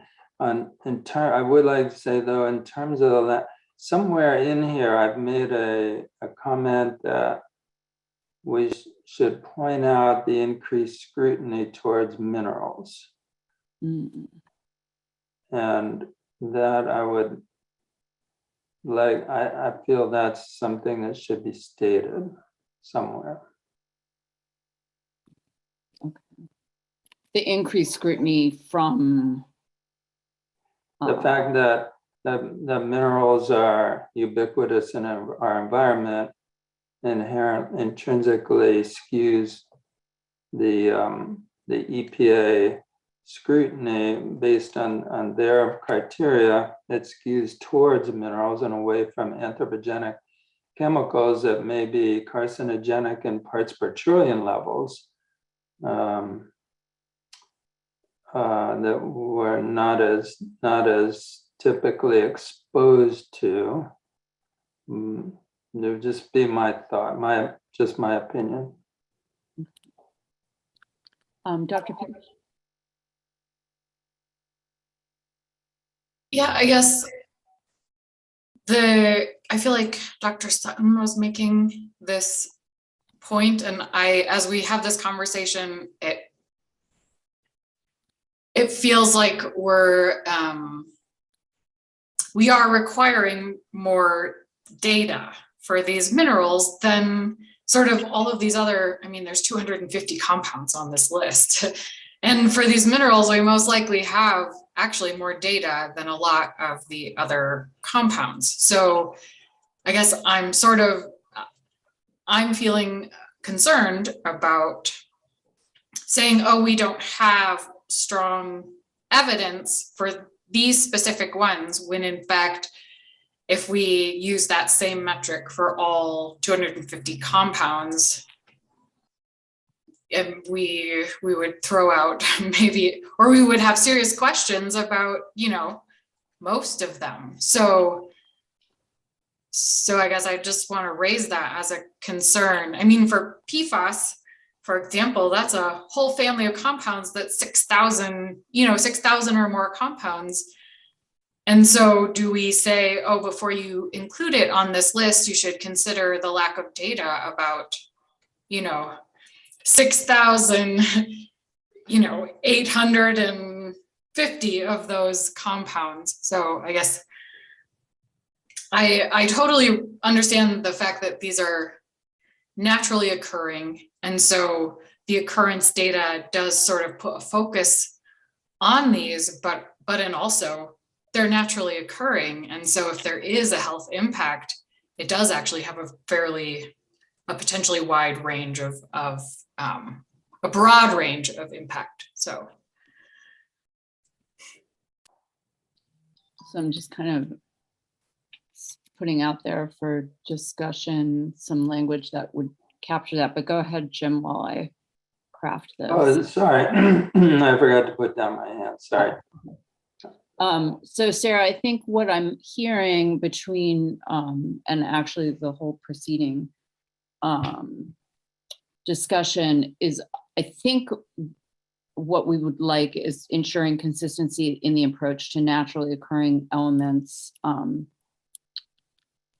and others and everything else. Is that and it's in the context of the fact that that we don't want to have a different bar for how evidence is weighed. Does that capture that? So I guess are we as the committee, are we saying that we feel like the EPA isn't being consistent? Because I thought, we had reviewed their scoring metric and we felt like they had applied it kind of across the board. So I guess I'm unsure that I would say they didn't have a consistent approach. But if we are recommending that they don't weight as highly occurrence data based on natural occurrence, I guess I have concerns about recommending that, because that is a really good way of understanding if people are exposed to these compounds. So I guess I'm not sure what the recommendation out of this is, unless we do feel like the approach wasn't consistent. Fair enough. Yeah, thank you for that. Dr. Sutton? Yeah, I'm kind of just echoing Dr. Page. I did think there was a consistent approach. I like the current approach, and I do want to highlight, hexavalent chromium as a great example of a naturally occurring element that, or mineral, whatever, that that's pretty hazardous to our health and in some of our drinking water. So we just want to be very cautious about the phrasing that we're providing and make sure we're not requiring extra burden of proof for just a handful of contaminants without a strong rationale. I see. And Dr. Engelhardt? Yeah, so chromium is a good example. So we all sit in chairs that are plated with chromium. It's not the least bit hazardous. It's zero valent chromium. It's everywhere. So we sit in these chairs every day. And so when we get to forms that might be dissolved in water, we have chrome 6 and chrome 3. But chrome 3 is not hazardous. Chrome 6 is the hazardous one. So, okay. So that would apply, for example, to vanadium, which was another one. Actually, I didn't recommend against including vanadium, although it is stated that way. I just pointed out that there are at least 6 different oxidation states that vanadium can exist in. And in typical well-treated drinking water, none of those states would be the one that there was a concern raised, a health concern raised.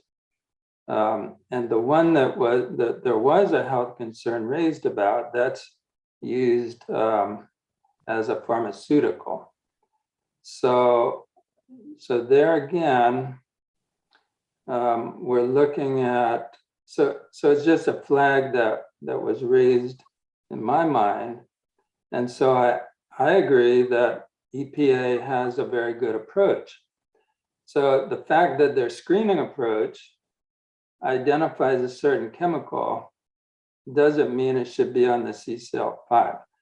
What that means is that they've done a good job of looking at ones that we could look at. But then the next step is for us to vet this list.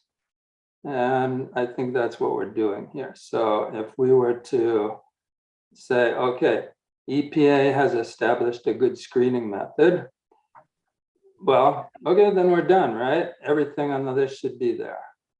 So, but in fact, we're not done. That's why we're here. So that's what I think. Okay, yeah.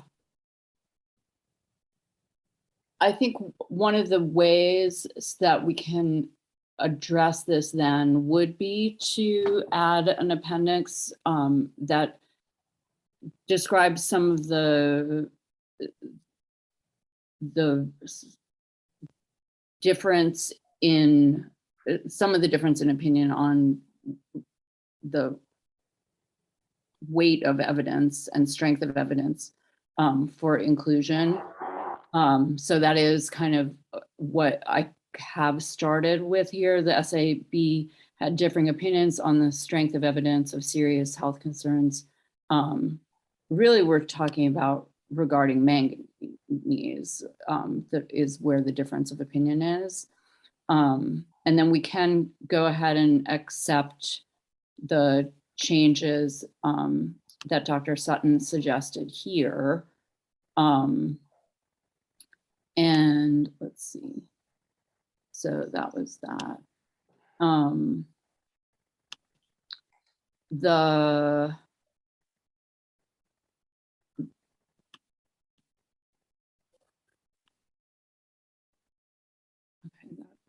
That seems like a pretty clear.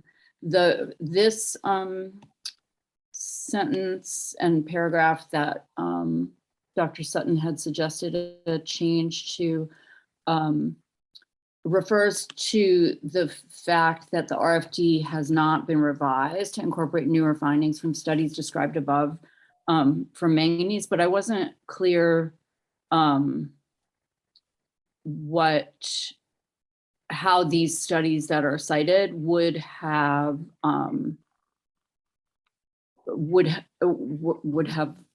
added any information that would actually help change the oral RFD.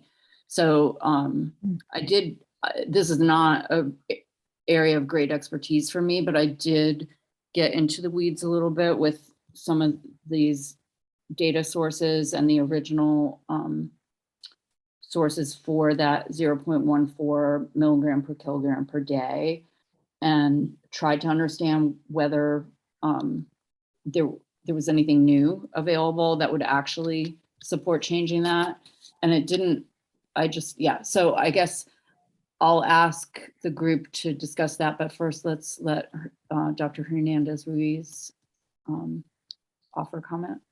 Thank you, June. Can you go up to the first paragraph that we were discussing before? Okay, so did I understand correctly that we were going to strike out the benefit uses of some of these minerals? I think it says these two earth abundant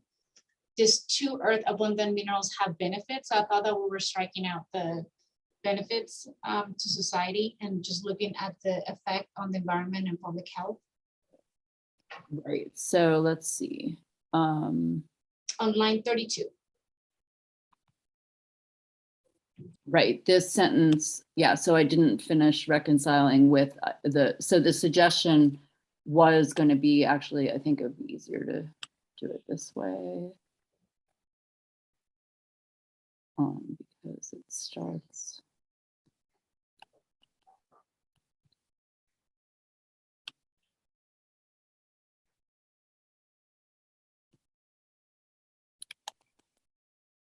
Yeah. Yeah, so it would read, although actually, yeah, so that sentence does go away in the revised wording.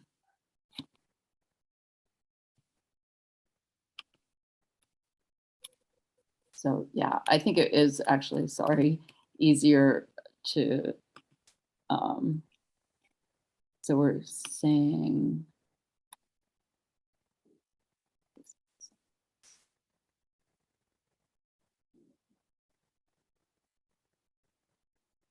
yeah. And now this matches what Dr. Sutton had suggested over here. What I'd like to say is the SAB had differing opinions on the strength of evidence of serious health concerns. And then see appendix. And then Dr. Engelhardt, if you would like to offer a brief appendix, even if it's just a couple sentences or a paragraph on capturing the perspective that you've presented here. And then if other committee members, I think, would like to, I don't know how those appendices work exactly, and maybe Carolyn can inform us if they end up being signed by the individual members or if they just exist as additional information as part of our report. We don't have to necessarily have them signed unless a committee member feels strongly and wants to have their, but it's usually the report's just a solid body of, a document that represents the entire opinion. And then we could say the differing from the majority of the committee, a few committee members or a committee member had a differing opinion, and that can be found in appendix, whatever appendix that turns out to be within the report. So depending on how you all navigate this section of the report, typically we keep the majority opinion within the body, and then if there are one or two or however many differing opinions, we can then include that in an appendix if we can't come to an agreement across everybody. Does that make sense? Does that clear it up a little bit? Yes, it does. Okay. And okay. And go ahead, Jim. Did you want to add something? Right. So yeah, I'm fine with the suggested changes. I think they're all good, except for this first sentence. I'm okay. It says the SAB had differing opinions on the strength of evidence. Is that really true? Are we really disagreeing that, is it true that we're disagreeing that on the strength of evidence regarding tungsten and manganese? Of serious health concerns it's, from my opinion, and again, this isn't my particular area. I'm not overly intimate with the literature on this topic, but it does appear to me that there isn't a lot of, it's not necessarily that there's not a lot of strong evidence, but not a lot of precise, I guess, evidence to really hang our hats on, specific levels down to the second decimal point. So that's kind of where I am on this, but I'm not sure, we can have different interpretations of what we mean by strength of evidence and seriousness of health concerns. Does it, Yeah. I mean, it would be, would be nice to be able to just have a consensus and not have to add an appendix. So I think it would read fine actually without this first sentence entirely, which was, I think, what Dr. Sutton had originally suggested. But we do go further into discussing some of the evidence further down. So yeah, okay, maybe we address it later. Mm-hmm. And this is Rebecca. I think maybe our disagreement is how much evidence one needs to be on the CCL rather than how much evidence overall we have. Mm-hmm. So, I keep going back to that scoring system, and that's how these things ended up on the CCL. And is that sufficient, or what is that insufficient? Yeah. Well, I'm not disagreeing with that. I'm disagreeing in this case. Dr. Page? I guess maybe we've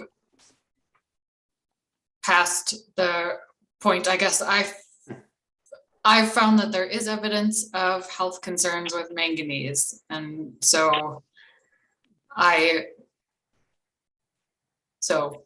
yeah, that's just my position. Right. Yeah, and that's fair. I mean, and we do go ahead and cite the evidence here. It's not that evidence doesn't exist. So. Okay, I'm okay with deleting the sentence. Okay. Yeah, I mean, the charge we're being asked for here is, are there any that should not be listed? And so we have considered the idea whether everything in this section should or shouldn't should be removed from the list. We presented some evidence and discussion for EPA to consider. And then we move on to the final recommendations of basically, I guess we're really back to what this second recommendation is in that case. So do we want EPA to, in the best possible world, go back and evaluate the strength of evidence? Was there information in the comments that were presented to us today that we think they need to consider more thoroughly, or should we just leave it as a discussion item and we could even revise this of just saying, revisit or consider evaluating further. the reasons for including manganese. I'm not sure what we would like.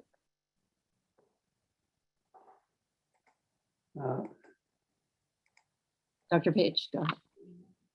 I mean, another piece of information that we were sent were the comments by the Minnesota Department of Health that were fairly explicitly outlining their concerns with manganese and why it should remain on the CCL. So, and they did not, present in public comment, but I guess all of that aside, I think listing manganese on the CCL to me makes sense. It's sort of the point of the CCL is that this is a compound that occurs at a high frequency that we have enough evidence to think may have health impacts, and the CCL list should direct our research efforts and should say, okay, we need to look at this. And I guess my recommendation would be manganese has been on CCL lists. So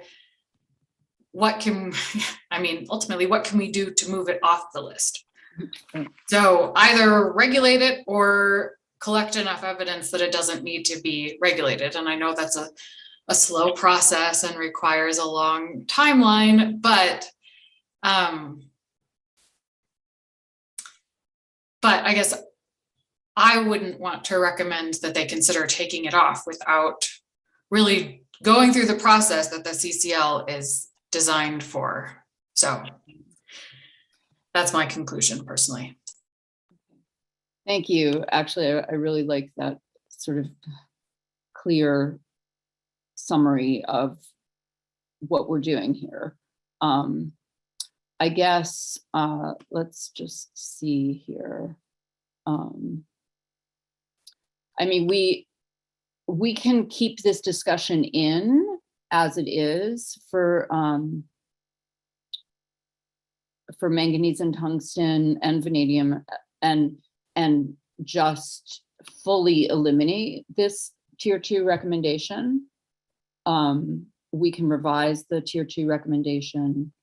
We could move it to a tier 3 and turn it into, ensure that future CCLs consider whether evidence has changed, not just for manganese, but for any other of the substances that are included. I think that's implied in the EPA's process. So I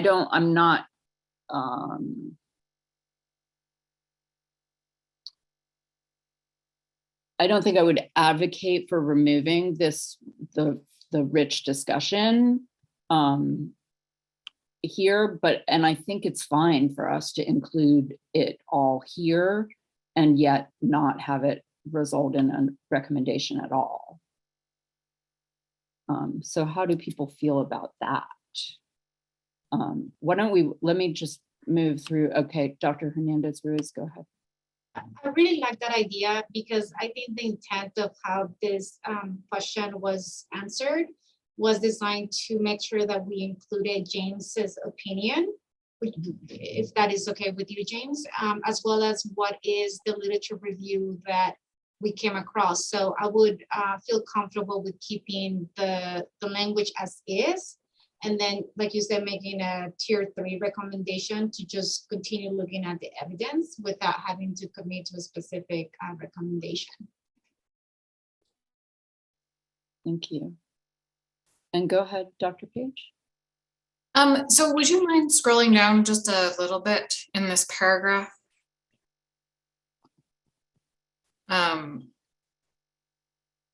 Because I think we still are keeping in this sentence. Oh, wow. Okay, sorry. This sentence, these 2 earth-abundant minerals have benefits as components of alloys that can permit complete mineralization of organic constituents in drinking water, et cetera, et cetera. I guess I would vote that that's one of those benefit comments that I'm hesitant to include, because I mean, we could put under PFAS have benefits because then you don't get wet in the rain. And I know, I mean, I'm not trying to be flippant about that, but just, I think that that's sort of beyond the scope of what we're being asked to do. Because all of these compounds have some sort of benefits, otherwise we wouldn't be using them. So I would maybe argue that that sentence should be removed. Yeah, I mean, and I'm just in, June, Yes. I'm fine with that. I have no issue with taking that out. I think I'm feeling like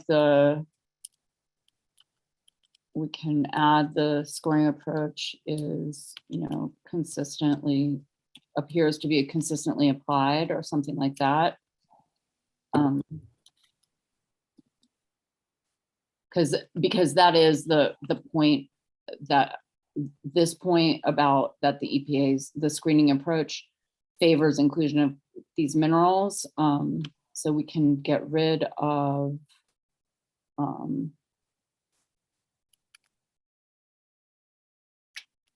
that sentence and just go on to actually, I feel like for flow,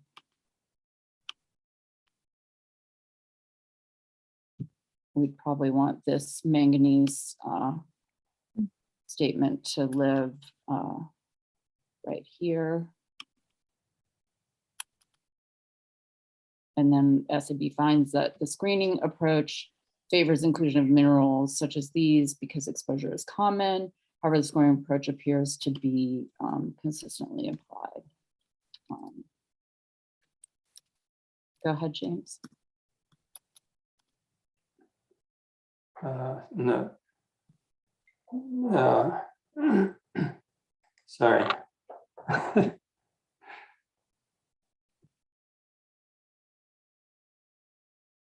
Okay, so here's what we have. I'm gonna actually I'm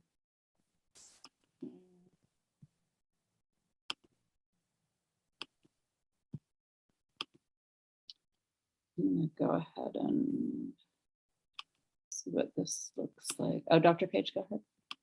Yeah, sorry, I don't want to belabor the point, but I guess, so I guess is the point that we're trying to make in this first paragraph that tungsten and manganese are naturally occurring, and the EPA's approach favors inclusion of these naturally occurring compounds, but we don't really find an issue in their inclusion. I guess, I mean, if we think about other minerals that there are MCLs developed for, they are naturally occurring. They are essential elements in our diet, but the dose makes the poison. So I don't know, I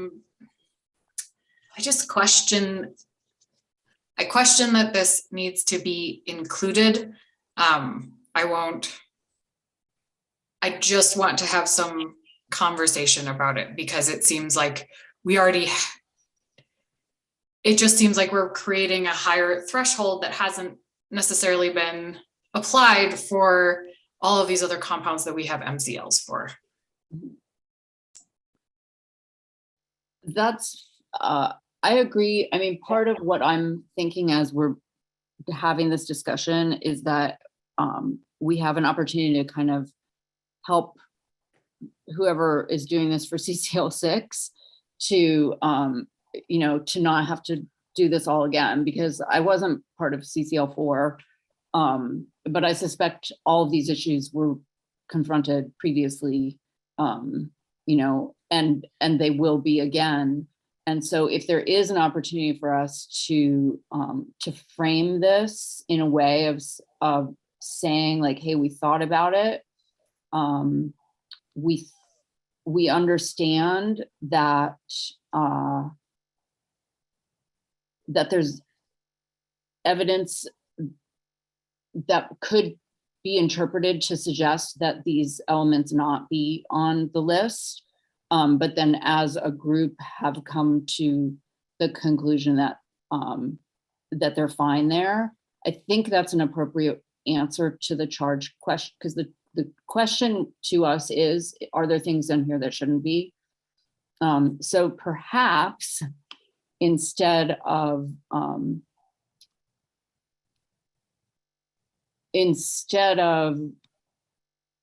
this, we say something like the SAB, you know, acknowledges continued discussion,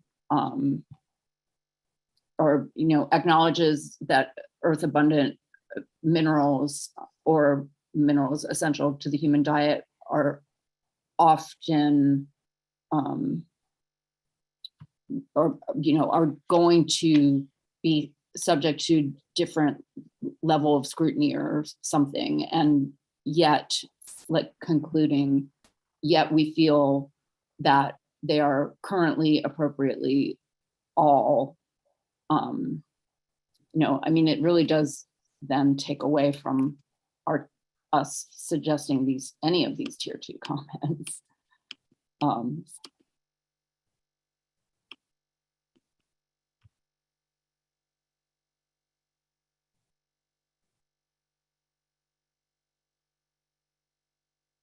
I guess for vanadium, you know, nobody really had any comments on the vanadium discussion. I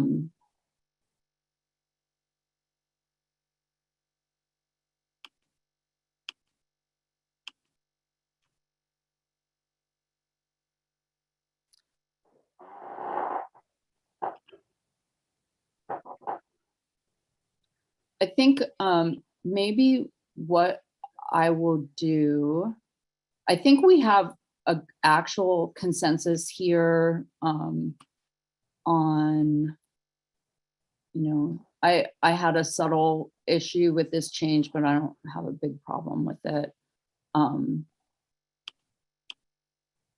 I would invite scrutiny, June, if you want to adjust that or delete some of that change. Say that again. I said I would invite scrutiny if you want to adjust or delete, like if you didn't like some of, Oh, if you this didn't one. like any of that. Yeah. I mean, I think it was really just this, the RFD has not been revised to incorporate newer findings. I mean, maybe just as opposed to from studies described above, just period. Because like I said, I'm not intimate with those studies that are cited above, but on the other hand, my cursory review of them, it would indicate that they wouldn't actually contribute to changing the RFD. So, but we can leave it as that there must have been studies since 1995 on this. Somebody did some study, whether good or bad. And that, you know, that should be pointed out here in considering this. So yeah.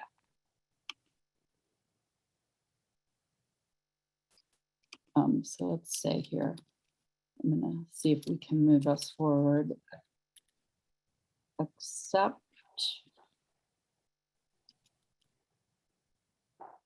Without last. 1, 2, 3, 4 words. 4 words.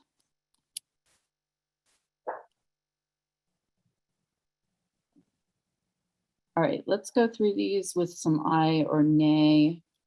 And we'll start here and then jump back up and then jump back down. So for this one, this is just the change to this paragraph that is just changes some of the framing of it. So I'm suggesting those in favor of accepting this change here, just without the last 4 words here from studies described above, please say aye. Aye. Aye. And anyone opposed?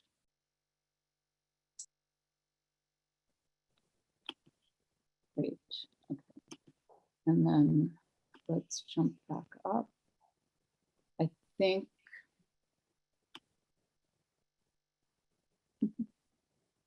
Okay. So we're now left with just a very brief, let's see. So that was just Rebecca's intro comments. Then this was the major 2 changes here to this paragraph, which now just is 4 sentences. Tungsten's present in the Earth's crust. Manganese is an essential mineral. The SAB finds that EPA's screening approach favors the inclusion of minerals such as these on the CCL because exposure is common across populations. However, the scoring approach appears to be consistently applied. Does anybody have, if anyone would like to further wordsmith that, you absolutely could, and just bring it back for the Thursday deadline, and we'll bring it back to the committee for when we ask for consensus on the final. But I think we're all in agreement that we don't need to get so far in the weeds of describing the benefits of these substances. Go ahead, Jim. Yeah, I like to say I agree. I think you did a good job with that. Thank you.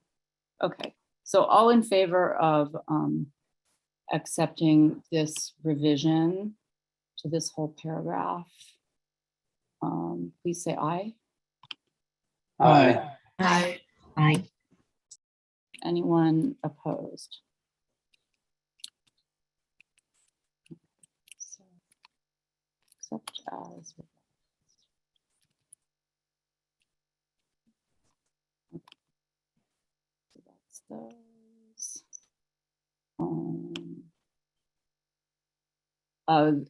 This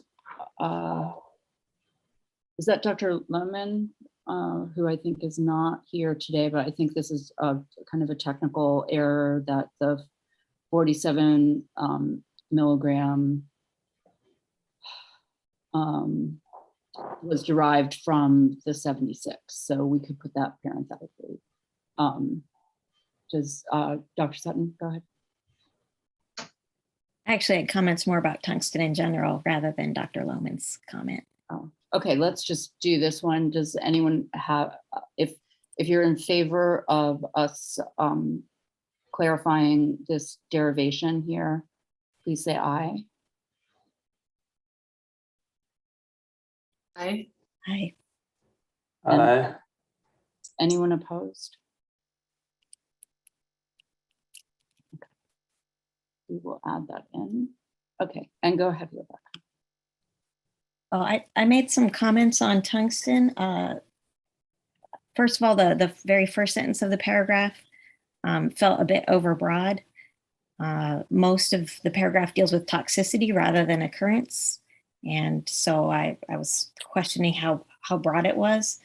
And then also I wrote in my comments, I wrote in a calculation using the RFD as opposed to the NOEL the calculations used on. And so I think it would be good to balance that calculation with the RFD. Okay. Did we miss including that, or did it just get doubled up? Is that what this is? Yes. Oh, okay, sorry about that. It got like sent to the back. Okay, so these are suggestions by Rebecca for revisions to the tungsten paragraph. And they are in your the materials from the meeting. There's basically a full revision and kind of expansion and change. Oh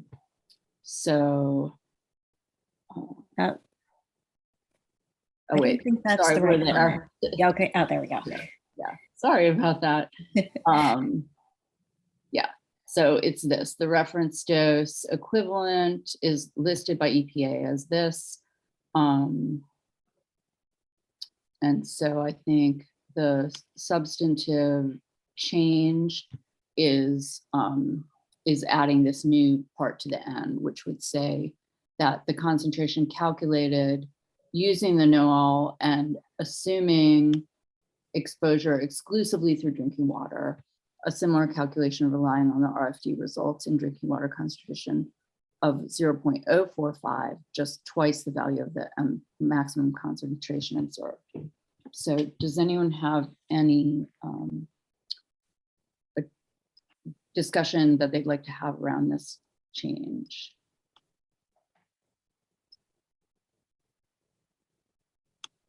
Rebecca, your hand's up. Did you? Oh, that was left over actually. But if anyone wants to check my math before Thursday, that would be great too. Try and do that. Okay. Any, all in favor of accepting this change to this first tungsten paragraph by adding a sentence and a half at the end, please say aye. Aye. Aye. And anyone opposed? Okay, thank you. And that first sentence in tungsten, it is a bit broad. I wonder, do we need both toxicity and occurrence? Because we don't really elaborate on occurrence data not being sufficient. And again, the implication that we're treating tungsten differently than others, I'm just cautious about the language there because it could imply that, and I don't think we want to imply that. Mm-hmm. Yeah, I would be in favor of deleting. Is anyone have any comment on that?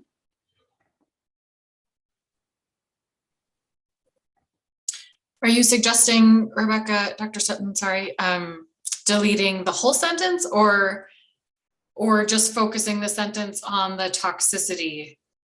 Because that's what we talk about in the paragraph. My earlier recommendation when I was preparing notes was to delete the whole thing, but Okay. with you all, and because we have had this lengthy debate about toxicity, we could choose a medium ground and just delete the occurrence part of that sentence. So Happy with deleting the whole sentence personally. I just wanted to clarify. yeah, I'm open to either option. I want to choose, based on consensus.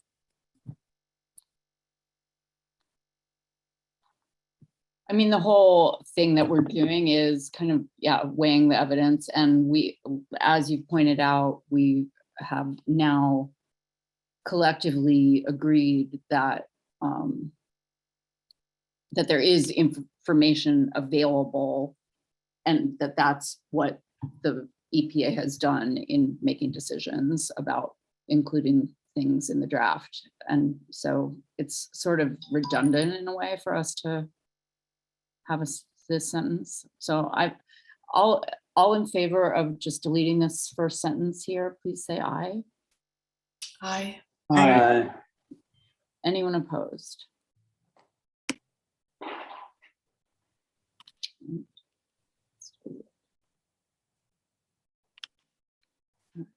did that. We did this.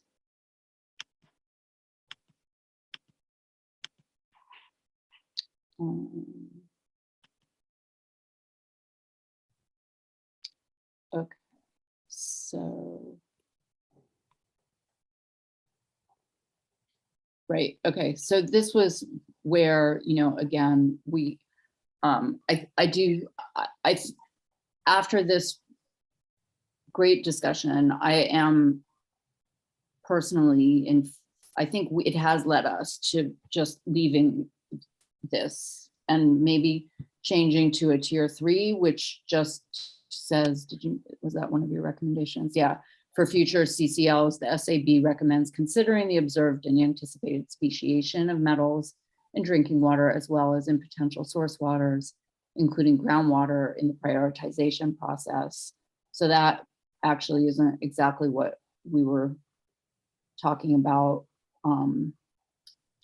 but it is part of the reason that the vanadium discussion led to a potential tier 2. And I feel like we could thus basically just eliminate all of these, both of these, well, no, all of them. And then just have the tier 3 comment about thinking about speciation. And then I would like to craft something that helps EPA for next time in confronting, the opinions about manganese and about any essential minerals. So I'd like to take that on and then maybe, I don't know, Carolyn, is there a way for me to run it by the group for like collective wordsmithing before we send out a final for review? Or The tricky part with that is if it's the full group, the full committee that's discussing a point, it has to be open to the public. There could be an option where you and maybe 2 or 3 others work on a section. So it's possible that if you, June, decide to craft either a recommendation or a part of the body of the document, that then you send it to the it's up to you how you want to kind of navigate that, but the individuals maybe who have been involved in this specific discussion. And then if the rest of the committee is in agreement with that process, then they can agree that, yes, June, Dr. Sutton, like the individuals who you assign to kind of tackle this portion, and that they're in agreement that they're happy with how the discussion's going and okay with you all taking the lead with that. And then that would be included then in the draft report that we send out to the entire committee via email for concurrence. And then they'll be able to see it before we actually send it to the full chartered SAB for quality review. There just wouldn't be discussion back and forth. So you all, of course, navigate it how you want, but that's kind of with FACA requirements. If everybody's involved in a discussion, then it has to be open to the public. Yeah. So I'm just gonna go for it here. Okay. That seems interesting. I wanted, yeah. So what I would like to put forth for our consideration here is deleting all of the tier 2, including Rebecca's suggestion here for the first tier 1 bullet that says for future CCLs, the SAB recommends considering the observed and anticipated speciation. So this one.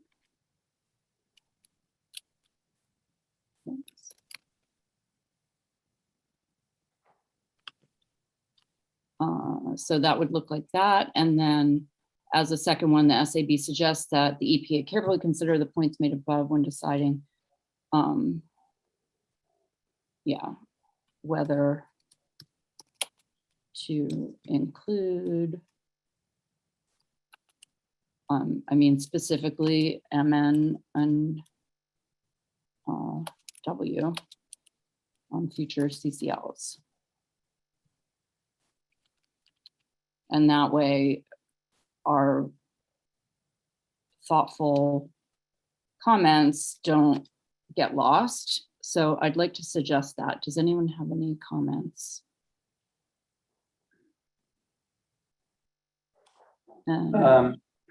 Yeah, I guess that would be fine. I'm basing it, I want this to be consensus based as well.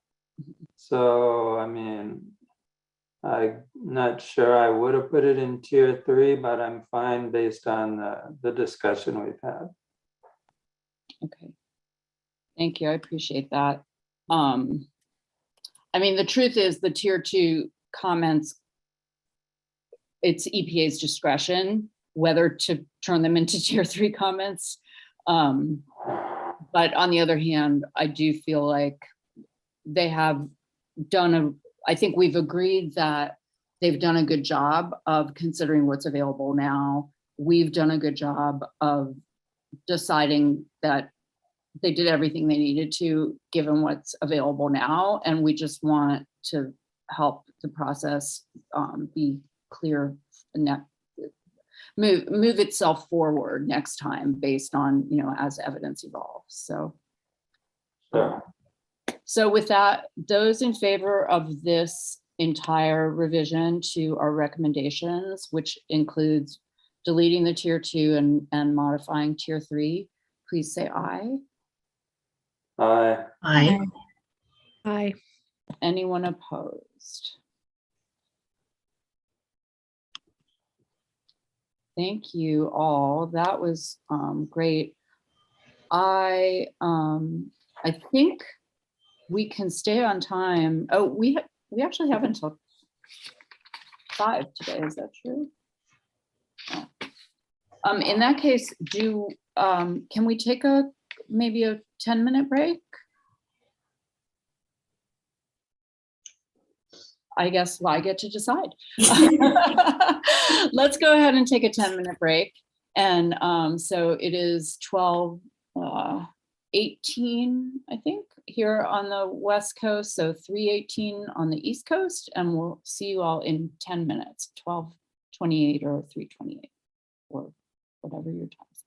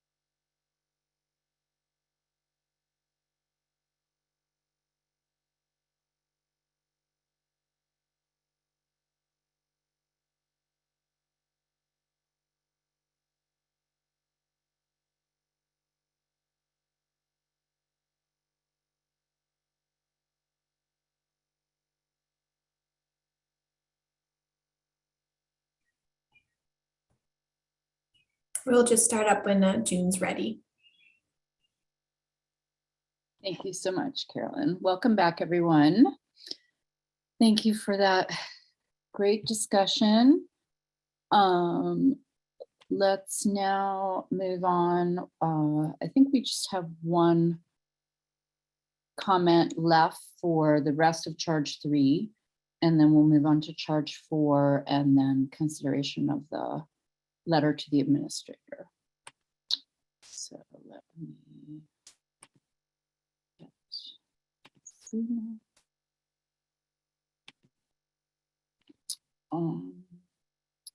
Great. So I believe this was the only, yeah, so in the microbial section, the only comment was a nice catch from Dr. Page that this statement is not really correct, that residual chlorine is not required in all distribution systems. So we could either delete this, we could totally delete the whole sentence, or we could change it to say something like, however, it would be unlikely for U.S. drinking for those U.S. drinking waters that maintain my helper,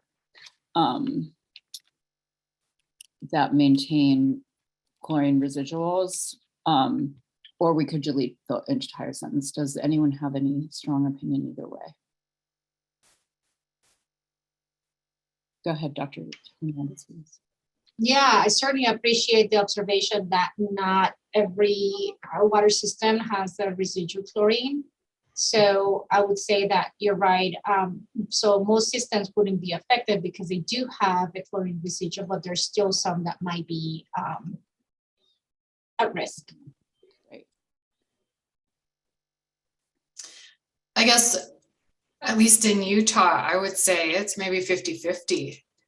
The systems that are chlorinated versus aren't chlorinated. And I don't have the statistics, but I guess I would just want to make sure that we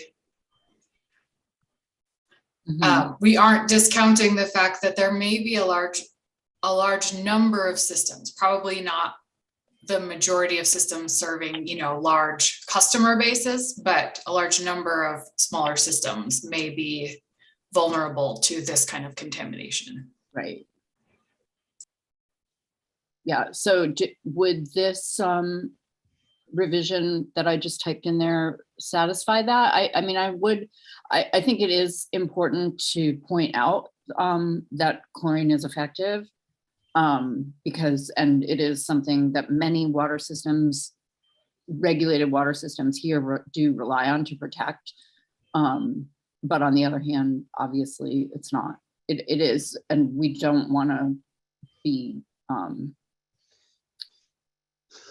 not including that huge proportion. It could be 50%. So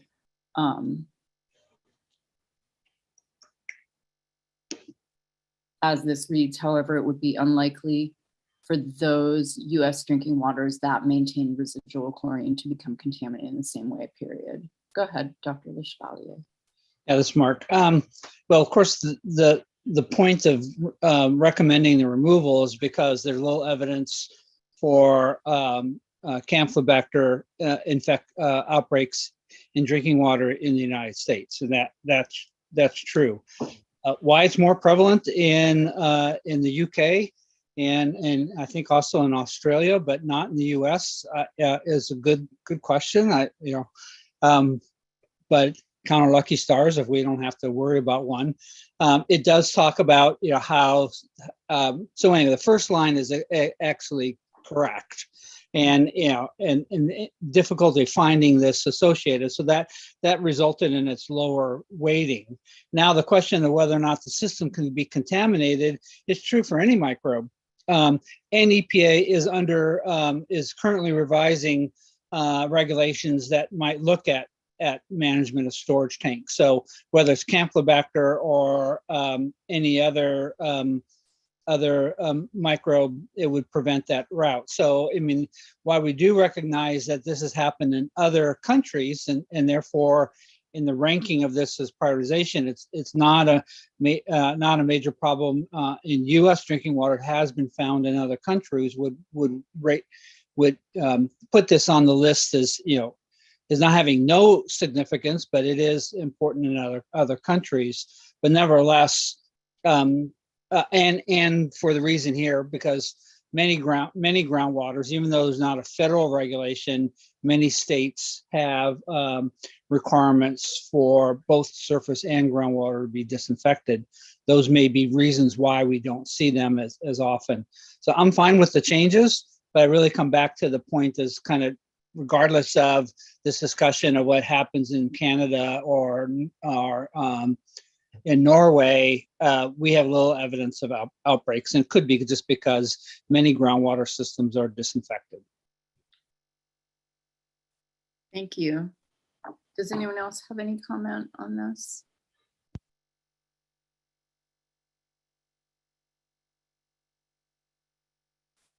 Okay.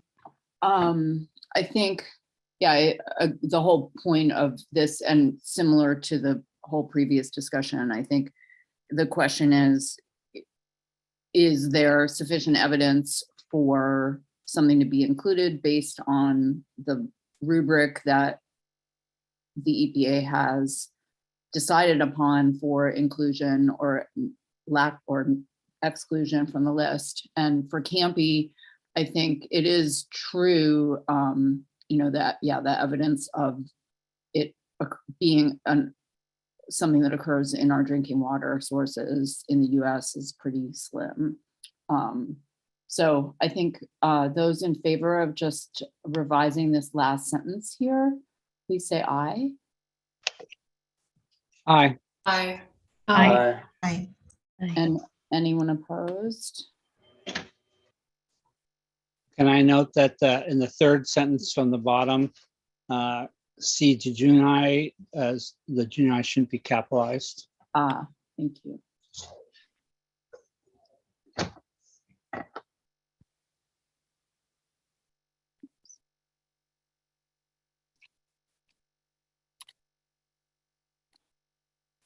Okay.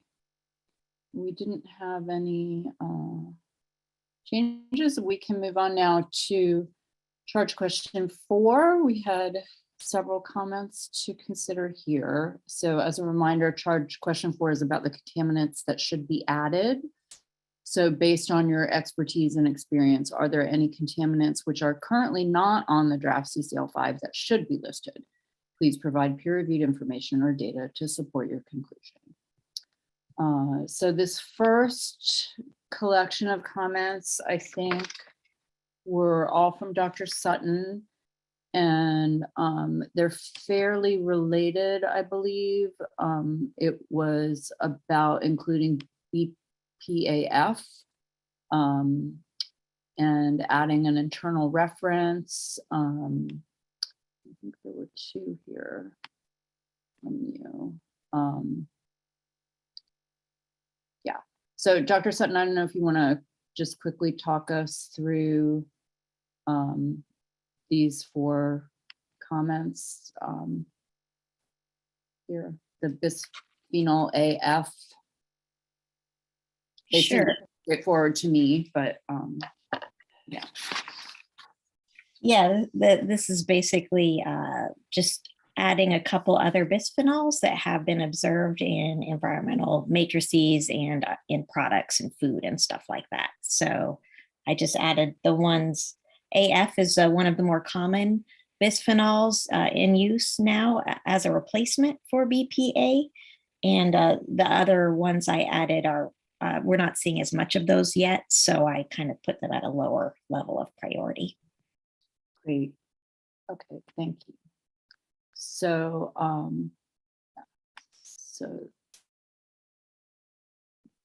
these 4 comments, which basically are suggestions for adding bisphenol AF and a reference, and then just a little additional other sentence with the reference. All in favor of accepting these revisions, please say aye. Aye. Aye. Aye. And anyone opposed?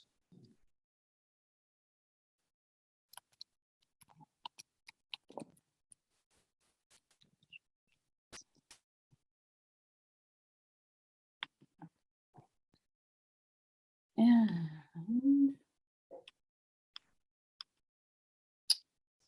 so then, and this I think was Dr. Sutton's comment too.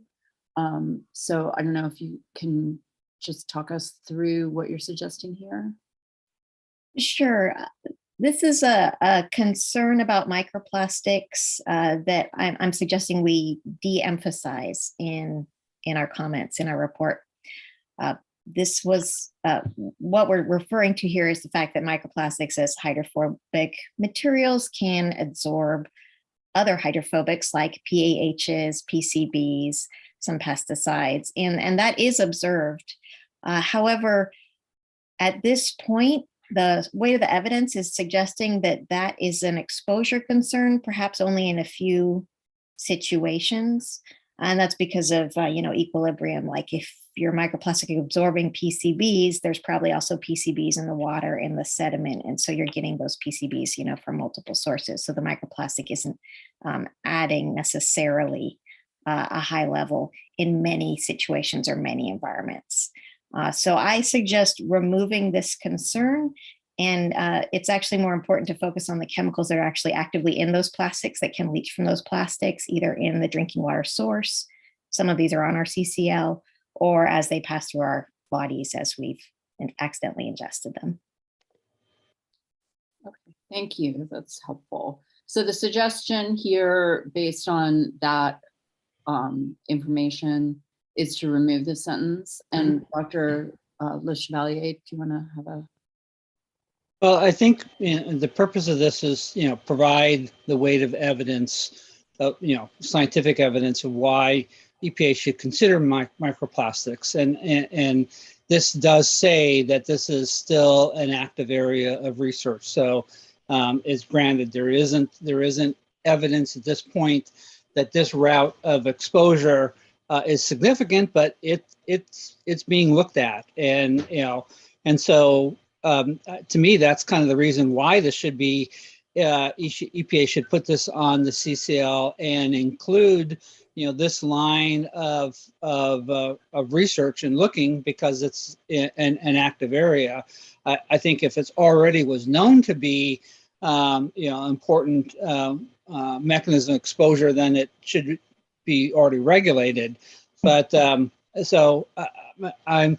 I don't disagree that it's not. I don't disagree that it's not a currently significant area, but I'm not sure at this point there's enough evidence to discard it as being a rationale of why microplastics should be continue to be looked at. So it just depends on how strong the argument we have. I agree that the chemicals, the microplastic itself, are concerned. It's bioaccumulation, all the rest of the stuff, and but I'm not sure I would eliminate this. I think it's just one more line of evidence, a weight of why EPA should put this on its list and keep an eye on this area of research. Yeah, so given that, I think rather than deleting the sentence, would like to put forth for consideration keeping the sentence, but then adding in Dr. Sutton's additional rationale for removal as part of the body of our text, so that it reads, that here's this information about what we know about their behavior, and then and here it is on, and here's some things to consider when evaluating the strength of that evidence. I'll leave it to you to wordsmith this. I recognize that 2016 reference is an older review of research, And we cite, ongoing 2021 research that's still continuing to look at this. Yeah. So despite the fact there's been this prior review and found it to be, equivocal evidence, that's kind of why we have here, as far as more recent research, it's still an active area. So to me, it says the 2016 definitely wasn't the final answer here. Yeah. I could certainly find more recent references. Coleman's is kind of an expert in the field, so I just went to one of his. But I absolutely can beef up the references if we want to include this. Well, I think we're in agreement here. And so I think we can kind of wordsmith this to just say, why there's maybe, current evidence is not strong, something that's that it's. Can we passive voice it into this may not be the most important exposure, and I took out the word recent because and then we can still leave it at the 2016 one, especially if that's sort of a seminal work. Yeah, I'm fine with that. Any further discussion on this?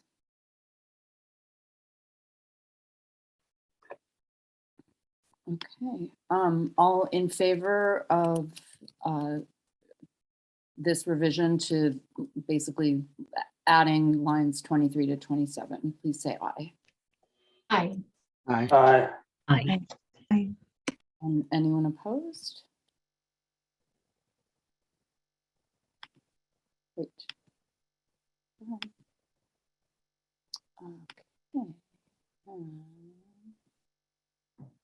So, and then I think this harkens back to, Dr. Sutton's suggestion to implement EPAF. Does anyone oppose that? That's the no part. All in favor, please say aye. Aye. Aye. Aye. Aye.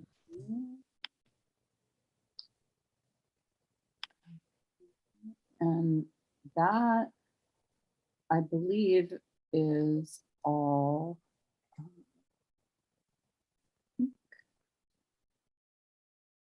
That we didn't have any comments on the references. And before we then turn to the letter to the administrator, does anyone have any lingering comments or things that you feel like we skipped over or we need to address some more? Otherwise, have returned to being ahead of schedule.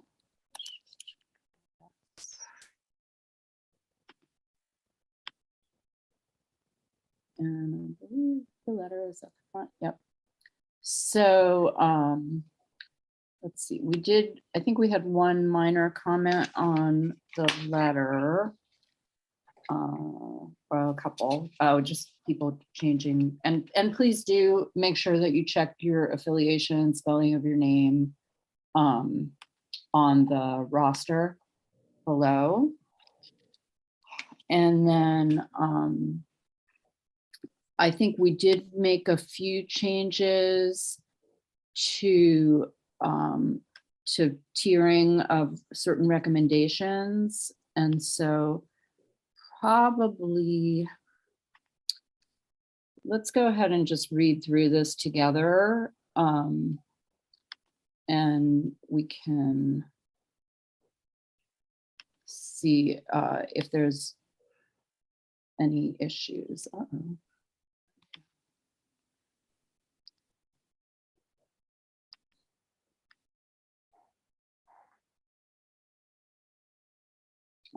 So the first paragraph just talks about what we're doing. We provided recommendations, and then here's our summary. EPA used occurrence information for unregulated contaminants to develop the draft CCL5. SAB recommends that EPA clarify the types of occurrence data that were included or rejected for consideration and development of the draft CCL5. In particular, it is important to clarify how the literature review of the chemical contaminants in the PCCL was conducted and used. It is not clear why expert opinion weighed more heavily in the identification of microbial contaminants to be included. And we didn't discuss this today, but some of you can remember back to our last meeting where we talked about this topic. The SAB recommends that for included data, the EPA clarify the criteria for the dates of sampling and publication of results and the process for inclusion of wastewater effluent data. EPA should provide a rationale explaining why some compounds are listed as groups. In addition, EPA should clarify whether individual contaminants or subgroups within the groups should be prioritized. EPA should also provide information on the criteria for grouping individual per and polyfluoroalkyl substances and disinfection byproducts within the CCL5. So that's one we may want to come back to based on the changes today. The SAB recommends that EPA elaborate on how listing contaminants as groups impacts the regulatory process. In particular, the EPA should clearly communicate the relative levels of potential risk and gaps in information needed to craft risk management decisions for PFAS. The EPA provided the table that includes the disinfection byproducts considered, and we found it useful and suggested that they do the same for PFAS. In addition, EPA should expand the definition of PFAS to include any compound that contains at least one fully fluorinated methyl or methylene carbon atom. SAB provides recommendations regarding the consideration of sensitive populations. EPA should further clarify why immunosuppressed individuals are not considered sensitive and elaborate how sensitive populations were evaluated for chemical contaminant risks. Specify terminology regarding chronic disease and serious illness as risk factors when assessing microbial contaminant risks. The definition and discussion of waterborne disease outbreaks as a criterion for microbial contaminant selection should be expanded and relocated to earlier in the Federal Register notice. The discussion should include a clear outline of the definition of outbreaks, the limitations associated with the underlying data, how the data were used, and how sensitive populations were considered. We provide recommendations regarding prioritizing contaminants with the greatest health risks. The SAB recommends renaming health effects to health risks and removing Shigella from the final and including the additional bisphenols, and in particular, we'll put EPA.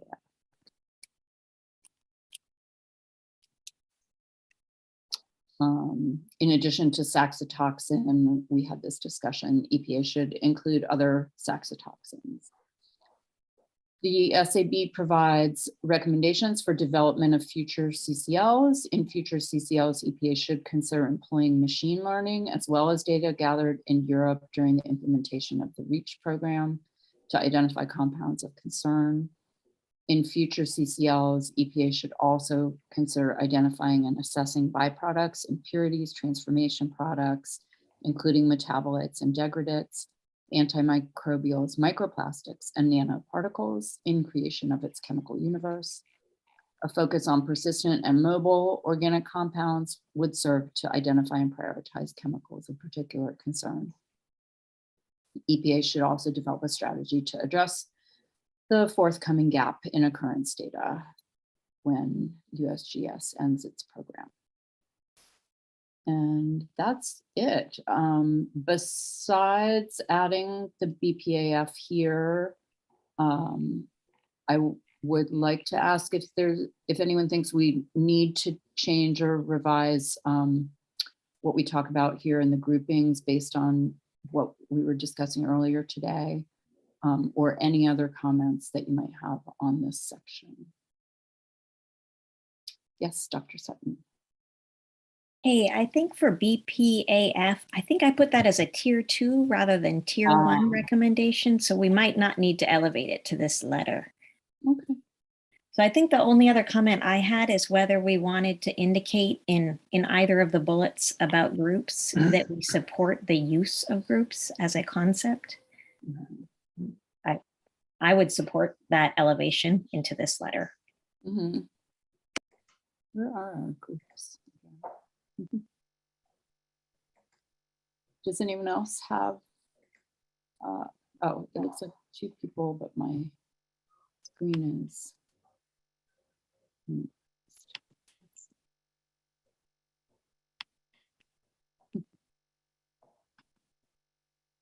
Oh, Dr. Ang. Right, me? Okay. So my question is about the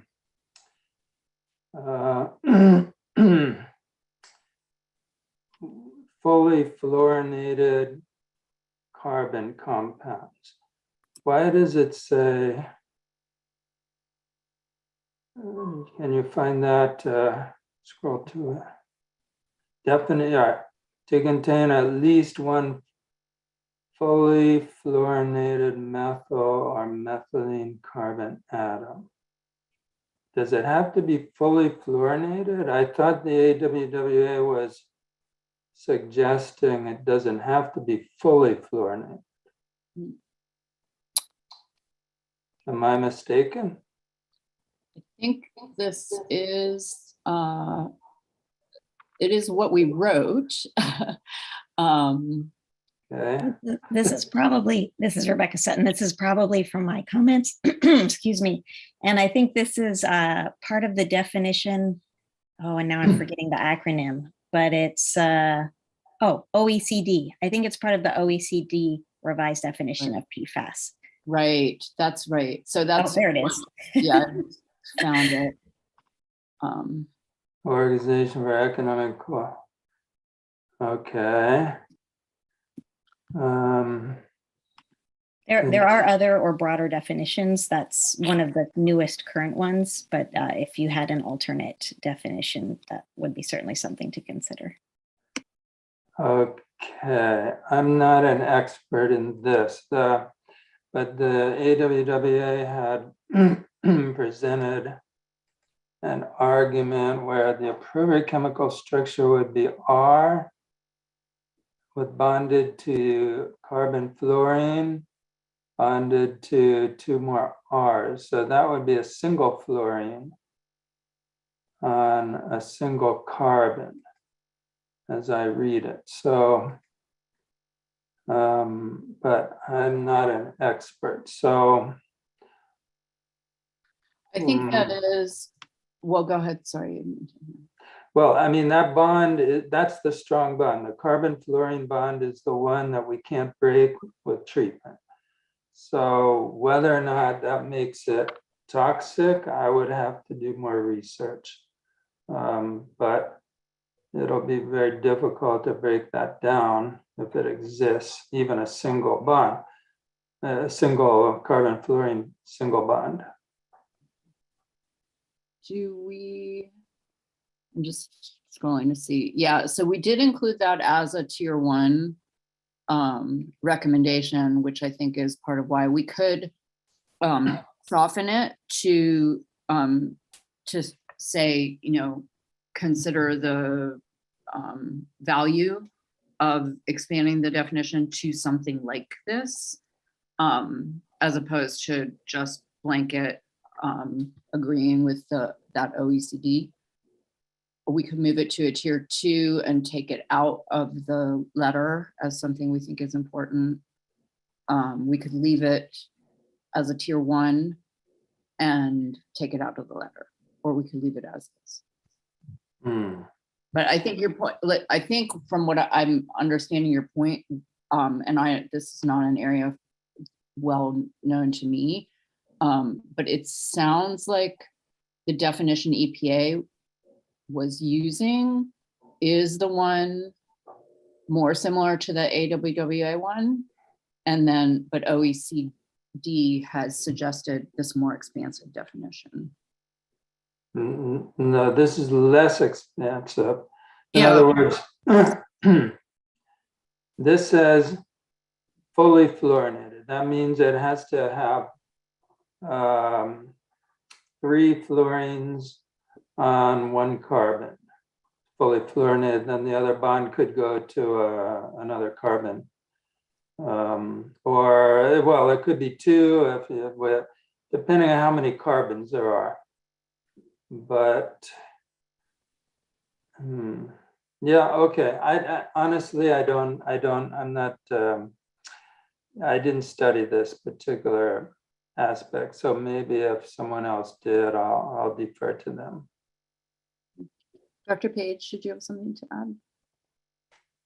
No, I was just agreeing with Dr. Engelhardt that the EPA has proposed a less comprehensive definition of PFAS, and I think our comment was it should be more inclusive because so I'm actually trying to pull up the definition right now. So Okay, thanks.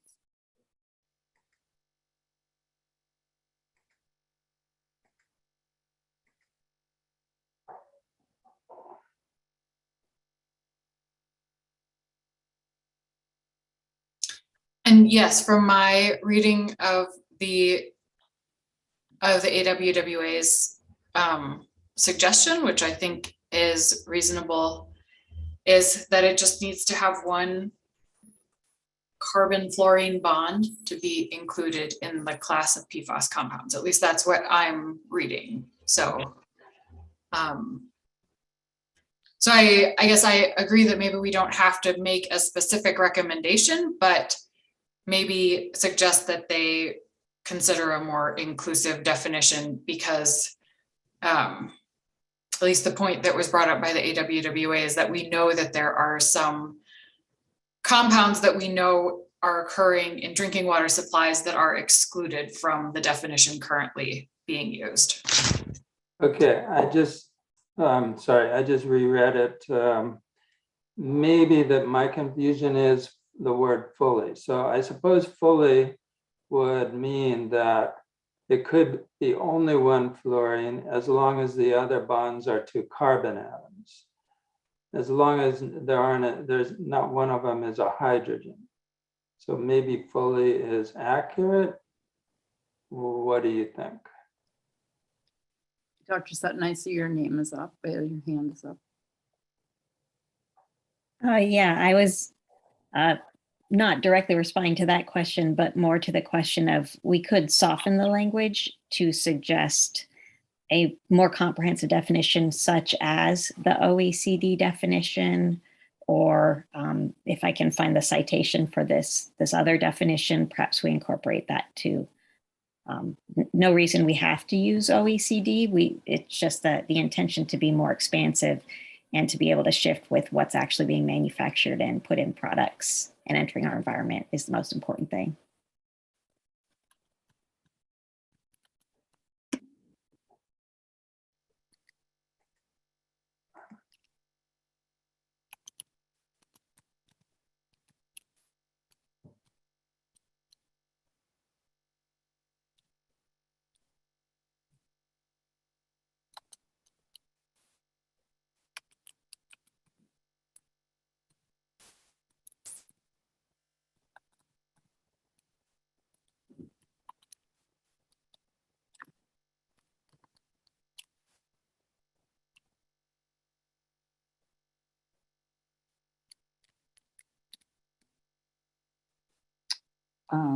So we could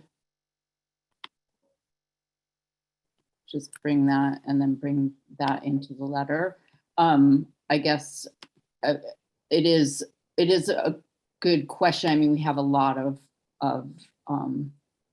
recommendations here, and the letter is meant to highlight them. Do we want to highlight this in the letter? And Jim, I see your hand is up. Yeah, my question is, does anyone know what fully fluorinated means? Or what they intend that to mean? I guess if I was reading this, I would assume that it's a carbon that must have all fluorines on it versus just one carbon fluorine bond, which I think is the more commonly used definition of PFAS. Mm. This is Rebecca. I think the IE without any HCl-BRI might be the thing to pay attention to with the OECD definition. So it's carbon's okay, but not carbon H, hydrogen. Yeah, I think that's the important point, and it's not sure it's coming across well here.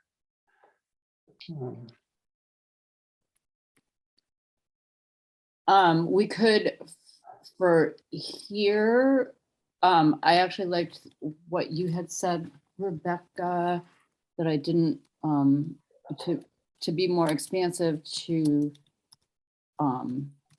include all, is it really all fluorinated, or to represent, or to capture? Yeah, maybe capture. Yeah, all relevant. Actually, I'm gonna withdraw my objection because I think fully is maybe the easiest way to put it without complicating the situation. Mm-hmm. Did you say in production, or Rebecca? I may have in production or in products, it's in use, in commercial use. Okay. Yeah. Because I'm thinking this can then be our recommendation within the letter, which is basically just EPA should consider expanding the definition to be more expansive to capture all relevant fluorinated compounds in commercial use. And then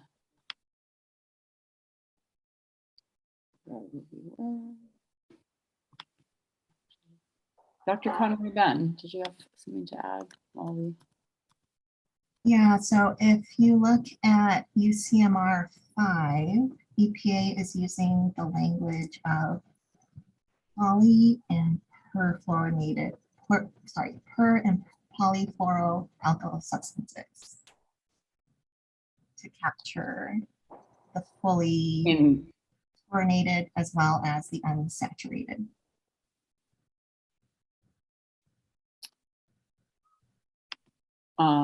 So does that fit in with the OECD one, or it's yet a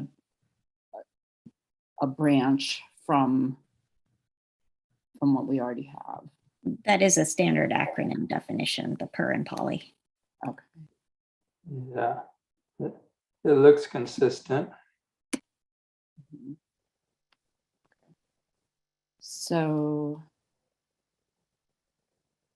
right, so here's what I'm suggesting.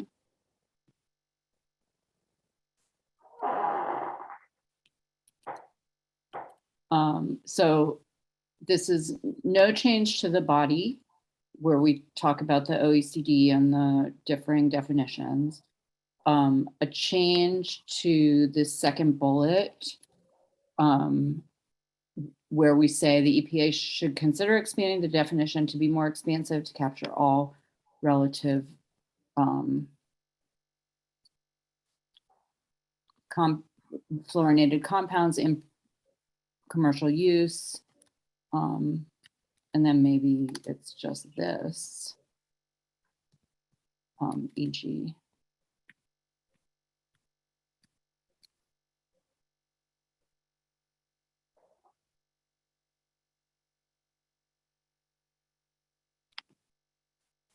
Such as that put forth by OECD. And we can just leave that here.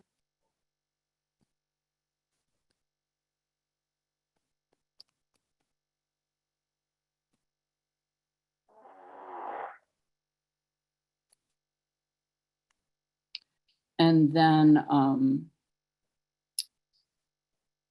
so now this reads as a general statement with a suggestion, and then in the letter to the administrator, we just have the general, yeah, we just say this one sentence as general. In addition, EPA should consider expanding the definition to be more expansive. Yeah, Dr. Sutton. Overall, I like this. I want to add one little tweak, which is, can we add to the commercial use phrase, commercial use or entering the environment? And my rationale is that some of these compounds, the polyfluorinated, for example, will degrade into a slightly different fluorinated substance. And so, it's a degradate, basically. And so we want to make sure we capture those as well. Mm-hmm. I like that.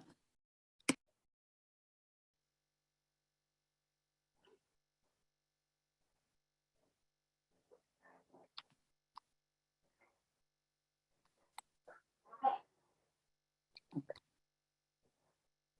Any other comments on this?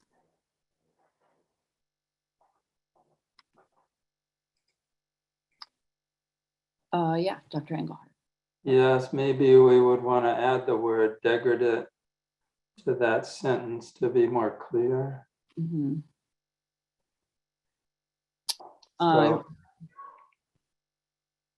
Relevant fluorinated compounds or degradates. Right, and degradates. Or and degradates. That works for me. Anyone, anything to add to that?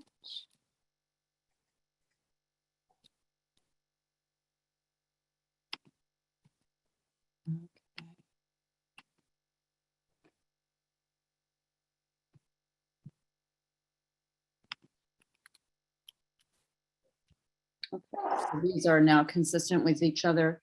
This is how it reads in the letter to the administrator. It's just one sentence. And then again, we didn't change anything in the body of the text, but we revised our tier 1 recommendation to just be a little more clear, I guess. So all in favor of these two changes, please say aye. Aye. Aye. Aye. And is there anyone opposed?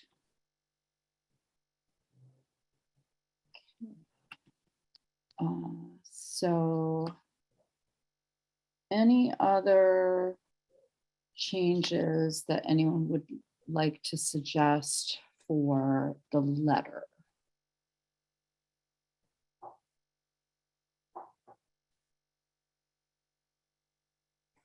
Oh, so this is where, so for the groups, let's see.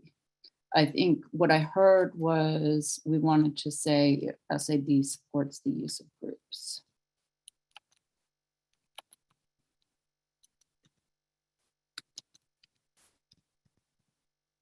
Period. Do we need to say anything additional? I think it can stand alone as its own sentence there, but anyone have any suggestions for saying anything else in this grouping?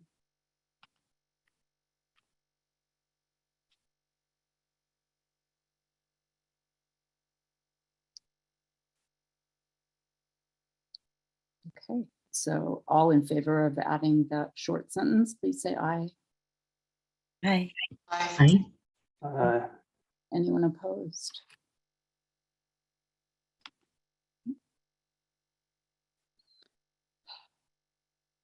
Two, one, two. Yeah, okay. Okay, let me stop my share. And so before I hand the meeting over to Carolyn and let her conclude us for today, I'll just summarize I think there's really just two outstanding assignments that we made. One was for section 212, the tier 3 recommendation.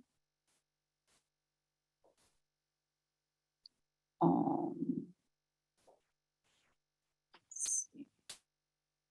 Doctors Sutton, Engelhardt, and Ruiz were going to wordsmith that tier 3 recommendation.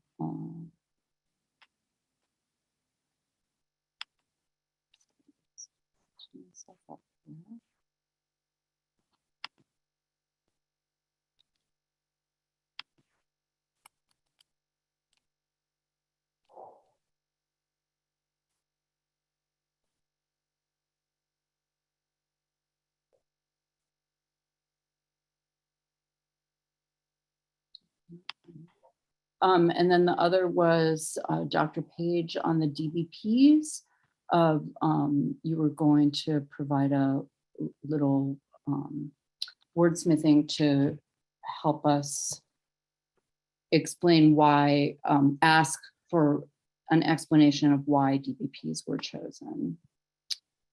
Does anyone need a better refresher of what their assignments were? And or does anyone have a memory of a assignment that I have not reminded us of?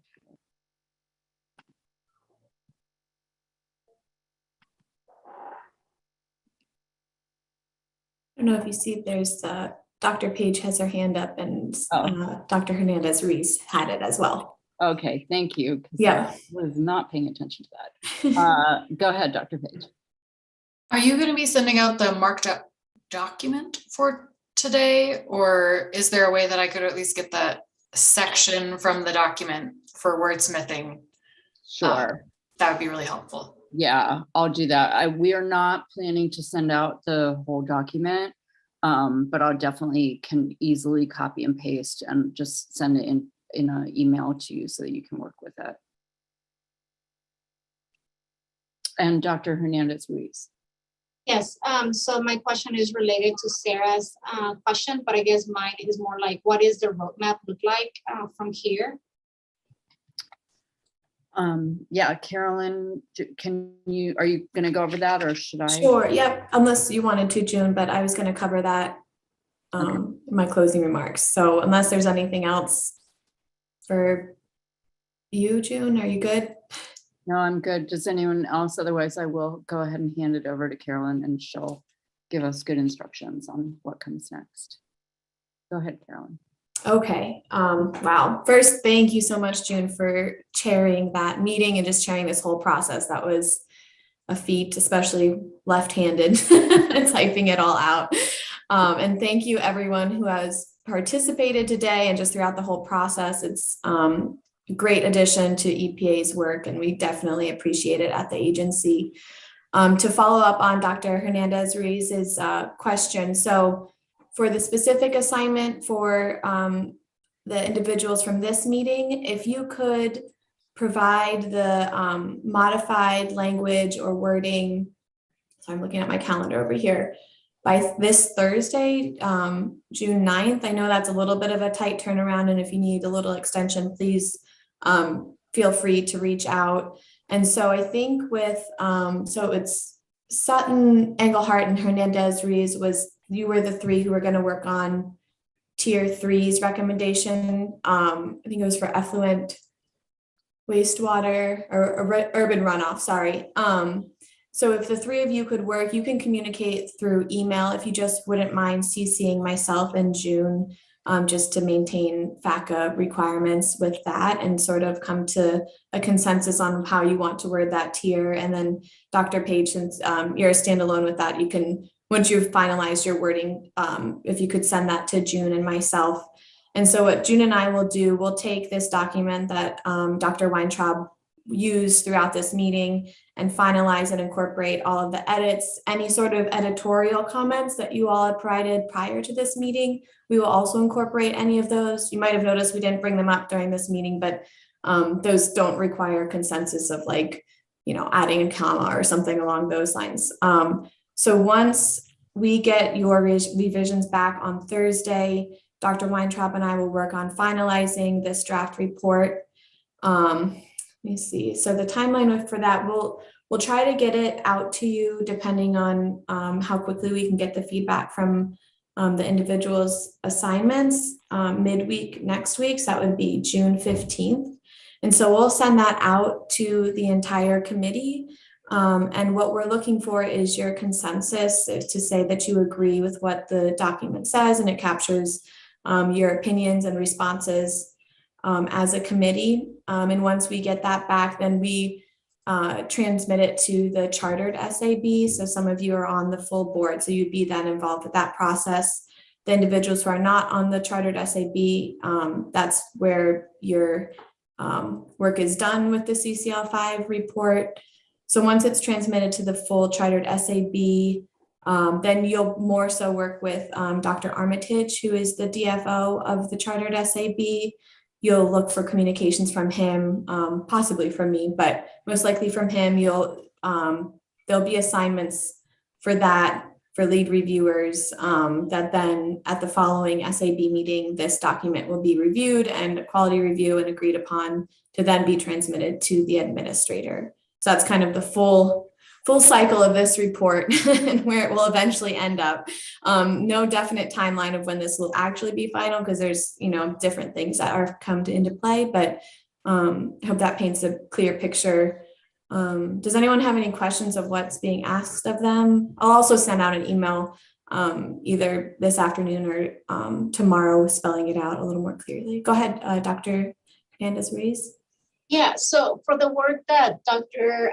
James and Rebecca, Dr. Rebecca and I are working together, can we meet? Is it permissible to set up a meeting to look at the final draft, or everything has to be via email? And then the subsequent question is, do you normally task one individual with sending the final summary?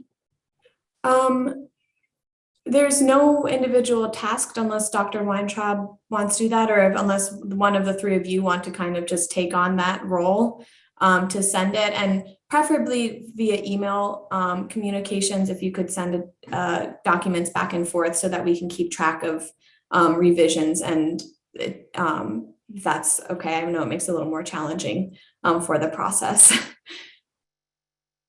Okay. Any other questions?